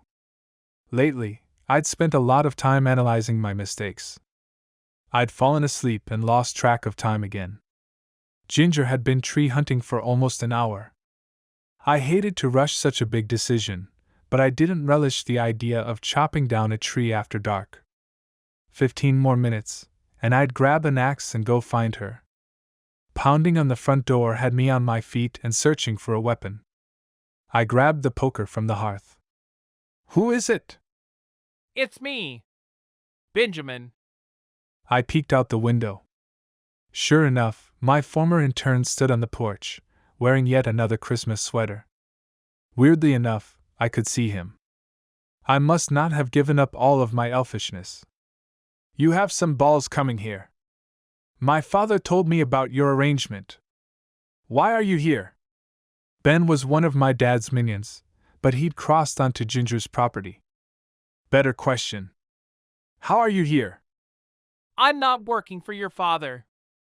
I come of my own free will. Open the door. It's a matter of life and death. I let him in and returned to my nest of blankets on the couch. I swear on the North Star, I'll cover you with icing and feed you to Donner if you're lying to me. Ben stared at me as if I were the newest exhibit at the zoo. Ginger's in trouble. You have to come with me. I shot to my feet. What's happened? Where is she? She's at the North Pole. Your father has accused her of stealing elven magic. That's ridiculous. How did they get to her? I banished him and anyone doing his bidding from this property. Including you? I smirked and shoved my feet into my boots. I told you, I'm here on my own accord.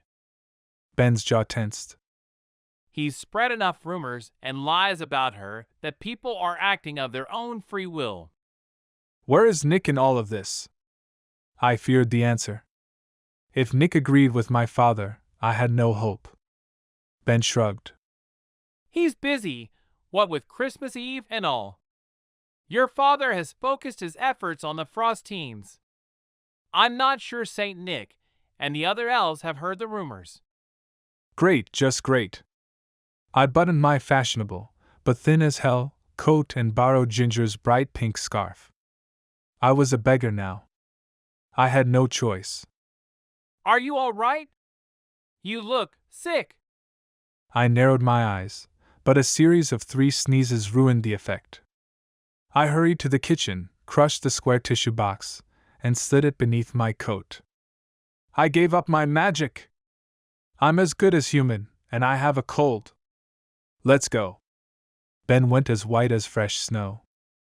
It's true then. She has your magic. Yes, but she didn't steal it. I pushed him toward the door. He dug his heels in. You gave it to her? I'd forgotten elves were stronger than humans. Though I thought I could still take him if it weren't for the damned cold. It's a long story. I'll tell you on the way. How did you get here? I brought Donner. Saint Nick had to ground him because he couldn't fit into his harness. I cringed, wondering how much the reindeer's afternoon with me at the diner had played into his predicament. Ben said, You're human now. You won't be able to get past the boundaries of this city. I followed him to the tree line where he'd left Donner. If I were a normal human, I wouldn't be able to see you or the fat reindeer, now would I? Ben stopped and stared. Wait. Say that again. Donner needs to lose weight. He pressed his lips together. Ginger's always been able to see us. If she were a normal human, that wouldn't be the case. I put my foot in the stirrup and climbed onto the reindeer's back. Yes, but this isn't news. My father's known it for years. Nick's aware of her special talent, too. Ben scrambled on behind me. Your father's a liar. Learned that one a little late, didn't you? Look, I'm sorry. I was ambitious. I wanted the internship, and at the time, I didn't know you. I thought you did everything by the book. I figured there wouldn't be anything to tell. I nodded, not quite ready to forgive him. We have to find Nick. Great plan, Ben. It's Christmas freaking Eve. Nick's a little busy. We need to find Ginger first. I gave the reins a gentle tug. Take us to the stables. Donner snorted and dug at the ground with his left hoof. I cooed into his ear. Come on, boy. There's a tray of chocolate chip cookies in it for you. The damned reindeer shot forward so quickly Ben had to grab my waist to keep from toppling backward. Tell me how she has your magic. I relayed the pertinent details of the story to Ben. He shouted, likely for the benefit of my human hearing. Would you do it all over again? I would never regret the decision I'd made to give up my magic. I'd done it for all the right reasons, and I would do it again, shrinkage notwithstanding. However, I'd underestimated my father's desire to keep me under his thumb. Retired or not, the man had serious control issues. I'd also assumed that nothing would happen until after the 25th. In my defense, even the humans knew how busy the North Pole was on Christmas Eve. I would have told her why I went to visit the wise man, but yes, I would do it all over again. We flew over the stables, and life gave me yet another lesson in rushing in without thinking. My father had stationed sentries at the building. Jack Frost. You will land the stolen reindeer at once. One of the guards shouted. I dug my heels into Donner's side and pulled the reins to the right, toward the town square. Hang on, Ben. Unfortunately, the men on the ground knew his weakness. 2 sentries emerged from the stables, each carrying a tray of desserts. The traitorous beast jerked his head, causing me to drop one of the reins. I ran my hand down the reindeer's neck. Donner, please. The woman I love is in danger. 1 trip around the square and you can eat until you fall over. He turned his head, snapped his teeth, and dove for the pastries. Son of a... I braced for impact. Never underestimate the cleverness of a carb-starved food addict. Donner tucked his skinny legs against his barrel-shaped body, stretched his neck, and stole half the treats from the tray in one fell swoop. Leaving a trail of crumbs in his wake, Donner turned and headed toward the center of the city. Ben cheered behind me. Good boy! I laughed despite myself. The damned reindeer would be the end of me yet. Chapter 22. Ginger. Winter elves could withstand even the coldest temperatures, but that hadn't stopped me from shaking when Jack's father marched me onto a raised platform with a candy cane-striped pole towering above it. This is the human who dared to steal my only son's magic. Jack's father, who also happened to be named Jack, called out. The crowd replied with angry shouts. I'd seen larger groups of people in the emergency room, and some nights, they were just as enraged. However, upset patients couldn't have me executed. Jack Sr. hung his head. Stripped of his magic, my poor child has been reduced to a human. The noise level from the crowd ratcheted up several notches, and the elves pressed closer to the platform. The tunic-wearing Frost had missed his calling as a motivational speaker, or a cult leader. I raised my voice. I didn't steal it. A wizard gave it to me. A wizard? Jack Sr. laughed. You're saying a mere wizard bested the Frost? I figured I had nothing to lose. They'd kill me regardless of my contrition. Are you saying a mere human bested the Frost? A murmur went through those assembled. I had their attention. He glared. Women are manipulative. They have ways of breaking even the strongest males. Several men shouted their agreement, but their voices died either by a glare or an elbow from a nearby female. He'd stepped in a giant pile of steaming you just screwed up. Jack had told me I was the only human who could see him. I prayed it would be enough to make a difference. Yes! I did seduce him. Repeatedly. The crowd, even the women, turned on me. Waiting until they simmered down, I shouted. Because I can see him. It's really hard to have sex with an invisible man. The elves gathered whispered among themselves. Enough of this treachery. Jack Sr. grabbed my arm and forced me to my knees. A woman in the crowd pushed her way forward. This is wrong. You have no right to take her life. I believe she speaks the truth. We should wait for Saint Nick to return. Several others nodded and shouted their agreement. Movement overhead caught my attention. I glanced up and gasped. In the sky above me flew a well-fed reindeer. I couldn't help but smile. Unlike other girls who dreamed of becoming princesses, my childhood fantasies centered around catching Santa on the roof of the cabin so I could meet his reindeer. Ginger! Jack waved his arm over his head. I hadn't noticed him until he called my name. The reindeer's bloated belly had eclipsed the men on his back. I called my self-defense training to the front of my mind and went limp. Jack's father's grip loosened enough for me to break free. He reached for me again, but I shifted my weight and planted my heel in the back of his knee. The elf went down hard, right on top of me. The air left my lungs in a rush. Face down on the platform, with 200 pounds of flesh and bone pinning me, I struggled to draw a breath. A click, click, click noise drew my attention. I opened my eyes to find giant reindeer hooves less than a foot from my face. The weight lifted from my body and I rolled to my side. Jack? He knelt beside me. Are you hurt? How is he here? Where's his father? I turned my head and gasped. Jack Sr. dangled from the reindeer's mouth by the back of his tunic. Jack took my face in his hands and turned my head. Ginger, are you injured? I'm okay.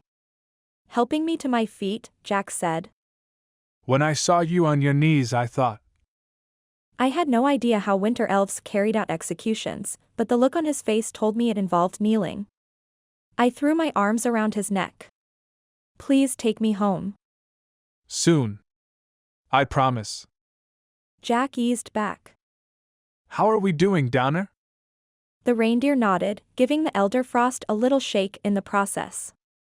The elf shouted obscenities that seemed odd coming from someone wearing tights. Jack moved to stand in front of his father. You couldn't just be happy for me? You bring dishonor on this family. You. His gaze fixed on the sky. For a moment I thought Donner had strangled him with his tunic, but then I heard bells. I pressed my hands to my gaping mouth and watched in wonder as Saint Nick flew overhead. The man in red leaped from the sleigh and landed with a move that belonged in a Matrix movie. Oh my. This was not the Santa I'd grown up believing in. This one didn't have a round belly, long beard, or a jolly smile. In reality, Saint Nick looked as if he belonged in a biker bar, biceps curling full beer kegs. I go away for work one night of the year and miss all the fun? Saint Nick handed his furry red coat to a waiting elf and exchanged it with a leather motorcycle jacket. Pacing, his heavy-booted steps echoed through the silent square. Rubbing his silver stubble, he said. Donner, drop the elf. Jack Sr. fell to the platform and glared between Nick and Jack. So glad you've returned. Perhaps you can restore my son's sanity. My Jack pulled me to his side, which worried me. Santa looked like he could snap a man in two and use his vertebrae as coasters for his beer. His twinkling blue eyes met mine, and a smile spread across his face. Good to see you again, Ginger. Consider yourself my guest for as long as you wish to stay. Jack blew out a breath. Thank heavens. You're not off the hook yet. It looks like you lost something. He motioned in our general direction. Jack squared his shoulders. I gave up my magic for love. Nick laughed, a rich, deep, ho, ho, ho kind of sound that made me grin. I like the real Santa far more than the ones I'd met in the mall. I was referring to Ginger, but yes, it appears you've lost your magic as well. He took the red fur from the attendant beside him and wrapped it around Jack's shoulders. Jack pulled the coat tighter. He trembled since he first pulled me close. Nick motioned to a tiny elf sitting in his sleigh. I'd seen enough Christmas specials to expect a short, full-grown elf. But as the little one approached, I realized he was a young boy, at least I thought he was. Ginger, the last gift of Christmas is for you. Santa winked. I was 100% in love with Jack Frost, but few women could withstand a wink like that without a sigh. Me? The young elf handed me a beautifully wrapped present. It has your name on it. Thank you, but Go ahead. He folded his arms and waited until I tore open the package. Inside the box, surrounded by glittering packing peanuts, rested a mason jar of blue sparkling liquid. I don't understand, I leaned against Jack to keep from toppling over. He glanced into the box and shook his head. You sly old dog. It was you. Nick pressed his hands over his heart. Guilty as charged. I blinked. Wait. You were the wizard in the green cloak? No, he's Rugged. Jack pulled the jar from the box. Who? My frazzled brain struggled to keep up. Nick dipped his chin. Had it not been for the twinkle in his eye, I might have thought him apologetic. We met at the magic shop. Long, salt and pepper beard. I believe we discussed the Wizard of Oz. But why? I thought back to everything that Jack and I had endured. Hot or not, Santa had caused us a world of grief.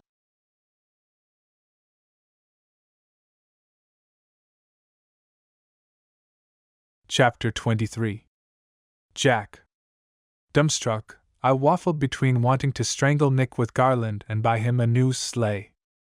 Ginger and I had gone through hell since the solstice. Then again, Nick had always had a Machiavellian streak. Why? Nick winked at Ginger. The why is a long story, one I believe everyone will want to hear. Never one to break tradition, the big guy turned to the crowd that had gathered since his arrival. It was custom for St. Nick to give a speech in the form of a fairy tale or fable upon his return on Christmas Eve, and I had a feeling Ginger and I would play the hero and heroine in tonight's story. Pressing into my side, Ginger whispered, There are so many elves. Where did they all come from? I kissed the top of her head. The entire city comes out to welcome him home each year. Nick motioned to us. Citizens of the North Pole, I'd like to tell you a story. A story of unconditional love and star-crossed lovers. The elves in the square cheered. Once upon a time, a young boy and a young girl whispered sacred vows under the boughs of an ancient tree, but their love couldn't be. For he was an elf, and the maiden a human. Through the years their love only grew stronger, until on the night of the winter solstice, the young ones plotted to run away together. I glanced down to find frozen tears in Ginger's eyes. The boy's father found the would-be lovers and told the king, who retrieved the boy and brought him home, where he would remain for 3 years. The crowd booed. Nick held up his hands. Now, hang on a minute. 3 years to allow the lovers time to forget one another was agreed upon by the king. He motioned to himself. And the boy's father. He motioned to my dad. He glowered at Nick, then glanced at Ginger. The look in his eyes promised retribution. Nick pretended to have missed the elf's filthy looks, but I knew better. He turned back to the crowd. But the boy's father wanted to punish the girl for seducing his son away from home. After the king took the boy back to his kingdom, the father stole something precious from the girl. He took her belief in the boy. A murmur ran through the crowd. Ginger tensed at my side. Tucking her close, I said, It's all starting to make sense. She turned her face up toward mine, and I kissed her frosty lips. Now, you may ask yourself, what was so precious about her belief in the boy? Nick spread his arms wide. Belief, you see, is the spark of magic that sustains love. She believed in him, he believed in himself, and they believed in their love. Without belief, love withers. Many years later, it came time for the boy to take a wife. Nick winked at me. But the wise old king, feeling guilty for his part in keeping the boy from his girl, hatched a plan to bring the would-be lovers together. Because the king, you see, knew a secret. The girl was no ordinary human. She carried within her heart a spark of magic. A spark that allowed her to see elven kind. I held her tighter. From her stocking-shaped birthmark to her ability to see magical creatures, I'd always known there was something about Ginger. But my father had been so adamant about her humanity, I'd convinced myself it was wishful thinking on my part. The king knew that the boy visited the girl's former home each year on the night of the winter solstice. So, he arranged for the girl to return. Ginger whispered. How? And what does he mean, I have a spark? You could ask him, but he'd say magic works in mysterious ways. She sighed. This had to be driving her researcher mind crazy. The would-be lovers fell in love again instantly. Chuckling, I shouted, "Not quite at first sight." Ginger slapped my arm. Hush, you'll ruin the story. Nick rolled his eyes, and the crowd laughed. But they still faced the problem of their forbidden love. So, unbeknownst to the other, they each sacrificed something precious to them in order to be together. The boy gave up his magic to become human, and the girl gave up her life's work to become an elf. I swallowed the emotions that had lodged in my throat. You gave up your entire life to be with me. I shook her gently. A small price to pay, and you did the same for me. Nick's voice rose. And so, the lovers found themselves in the same, but reverse, situation. But this only brought them closer. You see, through a willingness to give the thing that meant the most to them, they proved their love for one another. Ohs and ahs rose from the crowd. I felt a little guilty. Nick made it sound so beautiful, but I hadn't stopped to think of my reasons for visiting the magic shop. I'd acted on impulse. He had one thing right, though. I would have stood against every elf in the North Pole to defend Ginger and our love, and I believed she would have done the same for me. In a way, she had. Someone shouted. You left out the part about Donner rescuing the girl. I glanced over my shoulder at the reindeer. He stood taller, prouder, and sucked in his belly. A girl cried out. And the part about the kissing. Nodding, Nick raised his hand to silence the crowd. Yes, there was all of that. But some parts of the story have been changed to protect the privacy of the guilty and the innocent. Everyone, have a Merry Christmas and remember love is the most precious gifts of all. My father smoothed his tunic and turned to leave the platform. Nick clamped his hand on the other man's shoulder, spun him around, and said, Have a seat, Elder Frost. You and I are going to have a little chat about the others you involved in your schemes. Our laws are quite clear. Those who use their gifts to manipulate others are to be stripped of their magic. You can't be serious. He sputtered. Nick leaned close. Try me. My father deserved much worse, but Nick had made a wise choice. A life without magic was the worst punishment he could have given an elf like dear old Dad. Who knew, maybe he'd learn compassion while living among the humans. Maybe I'd pay him a visit in a decade or two to find out. Now about your gift. Nick walked to Ginger and motioned to the box. That's not it. I had to give you something to unwrap in front of the crowd. I smirked. You mean you didn't give her a jar of my vomit? Ginger scrunched her face. Vomit? I had to take a bath in that. I didn't invent the process. Nick held out his hands and shrugged. What will happen to Caroline? I'm assuming she's the witch you referred to? Her voice quivered at the mention of the realtor's name. She will be questioned. If we find she planned to harm you, she will be stripped of her magic. Ginger squared her shoulders. Good. Nick rubbed his jaw. While Ginger does have a spark of magic, it will be easier on both of you and your offspring if one of you goes back to the way you were.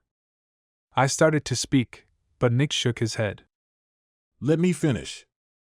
The choice is yours, but I would be lying if I said I wanted you both human.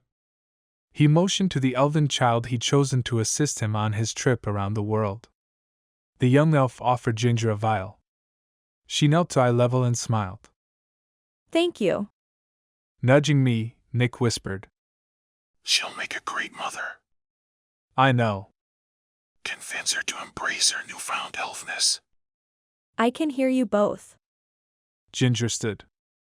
And I'm looking forward to testing the theory. Nick's grin widened. That's your actual gift. Should you two decide to live as elves, the potion renders you both visible to humans. Ginger tilted her head. That's not a very self-sacrificing gift. He pressed his hand to his chest as if she'd wounded him, then laughed. True, but in my experience, good-natured bribery is far more effective. Jack, should you restore your magic, I desperately need you to return to work. Live wherever you want, you can supervise the team remotely if need be. Just consider it. We'll consider it, I mean. I had a good idea what we'd choose, but I needed to talk it over with Ginger before I made any decisions. Nick tapped his index finger against his lips. That reminds me. Ginger, did you know they need a general surgeon at the hospital not 10 miles from your cabin? Take a position like that, and you'll be chief of staff in no time. I hear they do a fair amount of research there. Surprising, considering it's in such a remote location. It's actually more common than you think. Remote facilities don't have the patient census to support. She clamped her mouth shut, shook her head, and laughed. I took the bait, didn't I? Yep. He has us both dangling on the line. Come on. What do you say? Will my Christmas wish come true? Nick winked.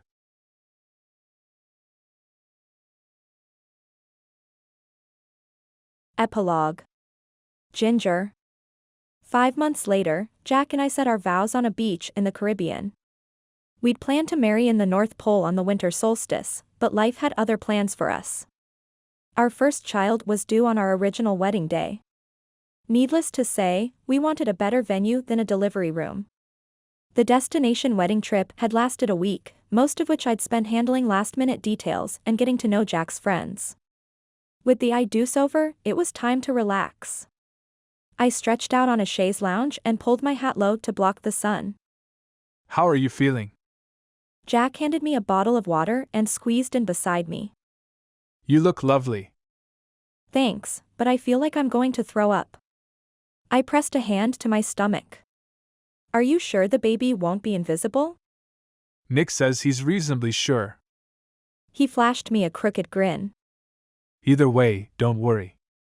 Invisibility is nothing a potion won't cure. She won't be given any potions. We'll cherish her as she is. He draped his arm across my belly.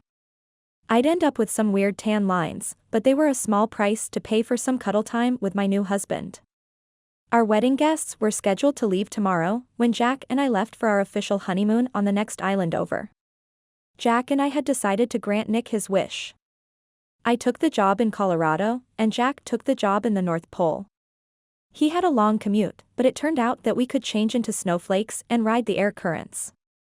Being an elf definitely had its perks. This is the life. Jack murmured into my hair. It's too bad Nick doesn't have a wife. Maybe if he did, he wouldn't have so much time to meddle. I'd come to love the man like an older brother and wanted him to be happy. Benjamin, who'd served as best man at the wedding, plopped down in the chair beside us. He wore a pair of red swim trunks dotted with Christmas trees. I hope I'm not interrupting, but the honeymoon doesn't start until tomorrow. Jack raised his head and gave Ben a less than friendly look. As far as I'm concerned, the honeymoon started the day after Christmas. Ben blushed but remained in his chair. I didn't mean to eavesdrop, but I have an idea. I ran my hand over Jack's back to distract him from drowning his best friend. What is it? Ben took a sip from his coconut souvenir cup. I say we create an online dating profile for Nick. Screen the women to include only elves and magical creatures, and arrange meetings for the ladies we pick. Jack smirked. You might want to lay off the rum. No, I think it's a good idea. I pushed his arm away and sat up. Loads of people meet online these days. But he's not talking about Nick meeting someone online. He's talking about us. Impersonating Santa Claus. Ben shook his head. No. I think it'll work best if we tell our top picks the truth. Women love to get in on a good conspiracy. Excuse me? I nudged him harder than necessary. That was a sexist thing to say. The elf stammered. Some women. Not all. It didn't come out the way I intended. Jack moved behind me and pulled my back against his chest. What would the profile say? Seeking a special magical connection. Likes long walks in the snow, stockings, and cookies? More like MMA, motorcycles, and beer. Ben chuckled. Oh. I laughed so hard I could barely get the words out. Must love reindeer and run on the naughty side of the list. Jack hung his head.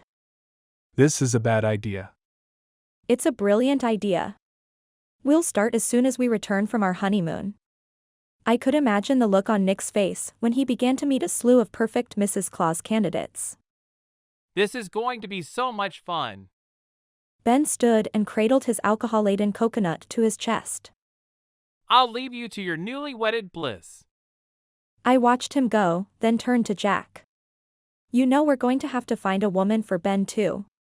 He eased me down and came to his elbow beside me. Right now, all I want to think about are the naughty things I want to do to you tonight. I ran my hand down his back and cupped his ass. I can't wait that long to have your face between my thighs, Mr. Frost. Jack lifted me into his arms and carried me toward the resort. I do love your dirty talk, Mrs. Frost. It's just like you, a little naughty, a little nice, and just right. This has been Melting Jack Frost. Written by Kathryn M. Hearst. Narrated with AI by Mike Monster. If you enjoyed this audiobook, please subscribe to Kathryn's channel where you can find more of her paranormal and contemporary romance novels.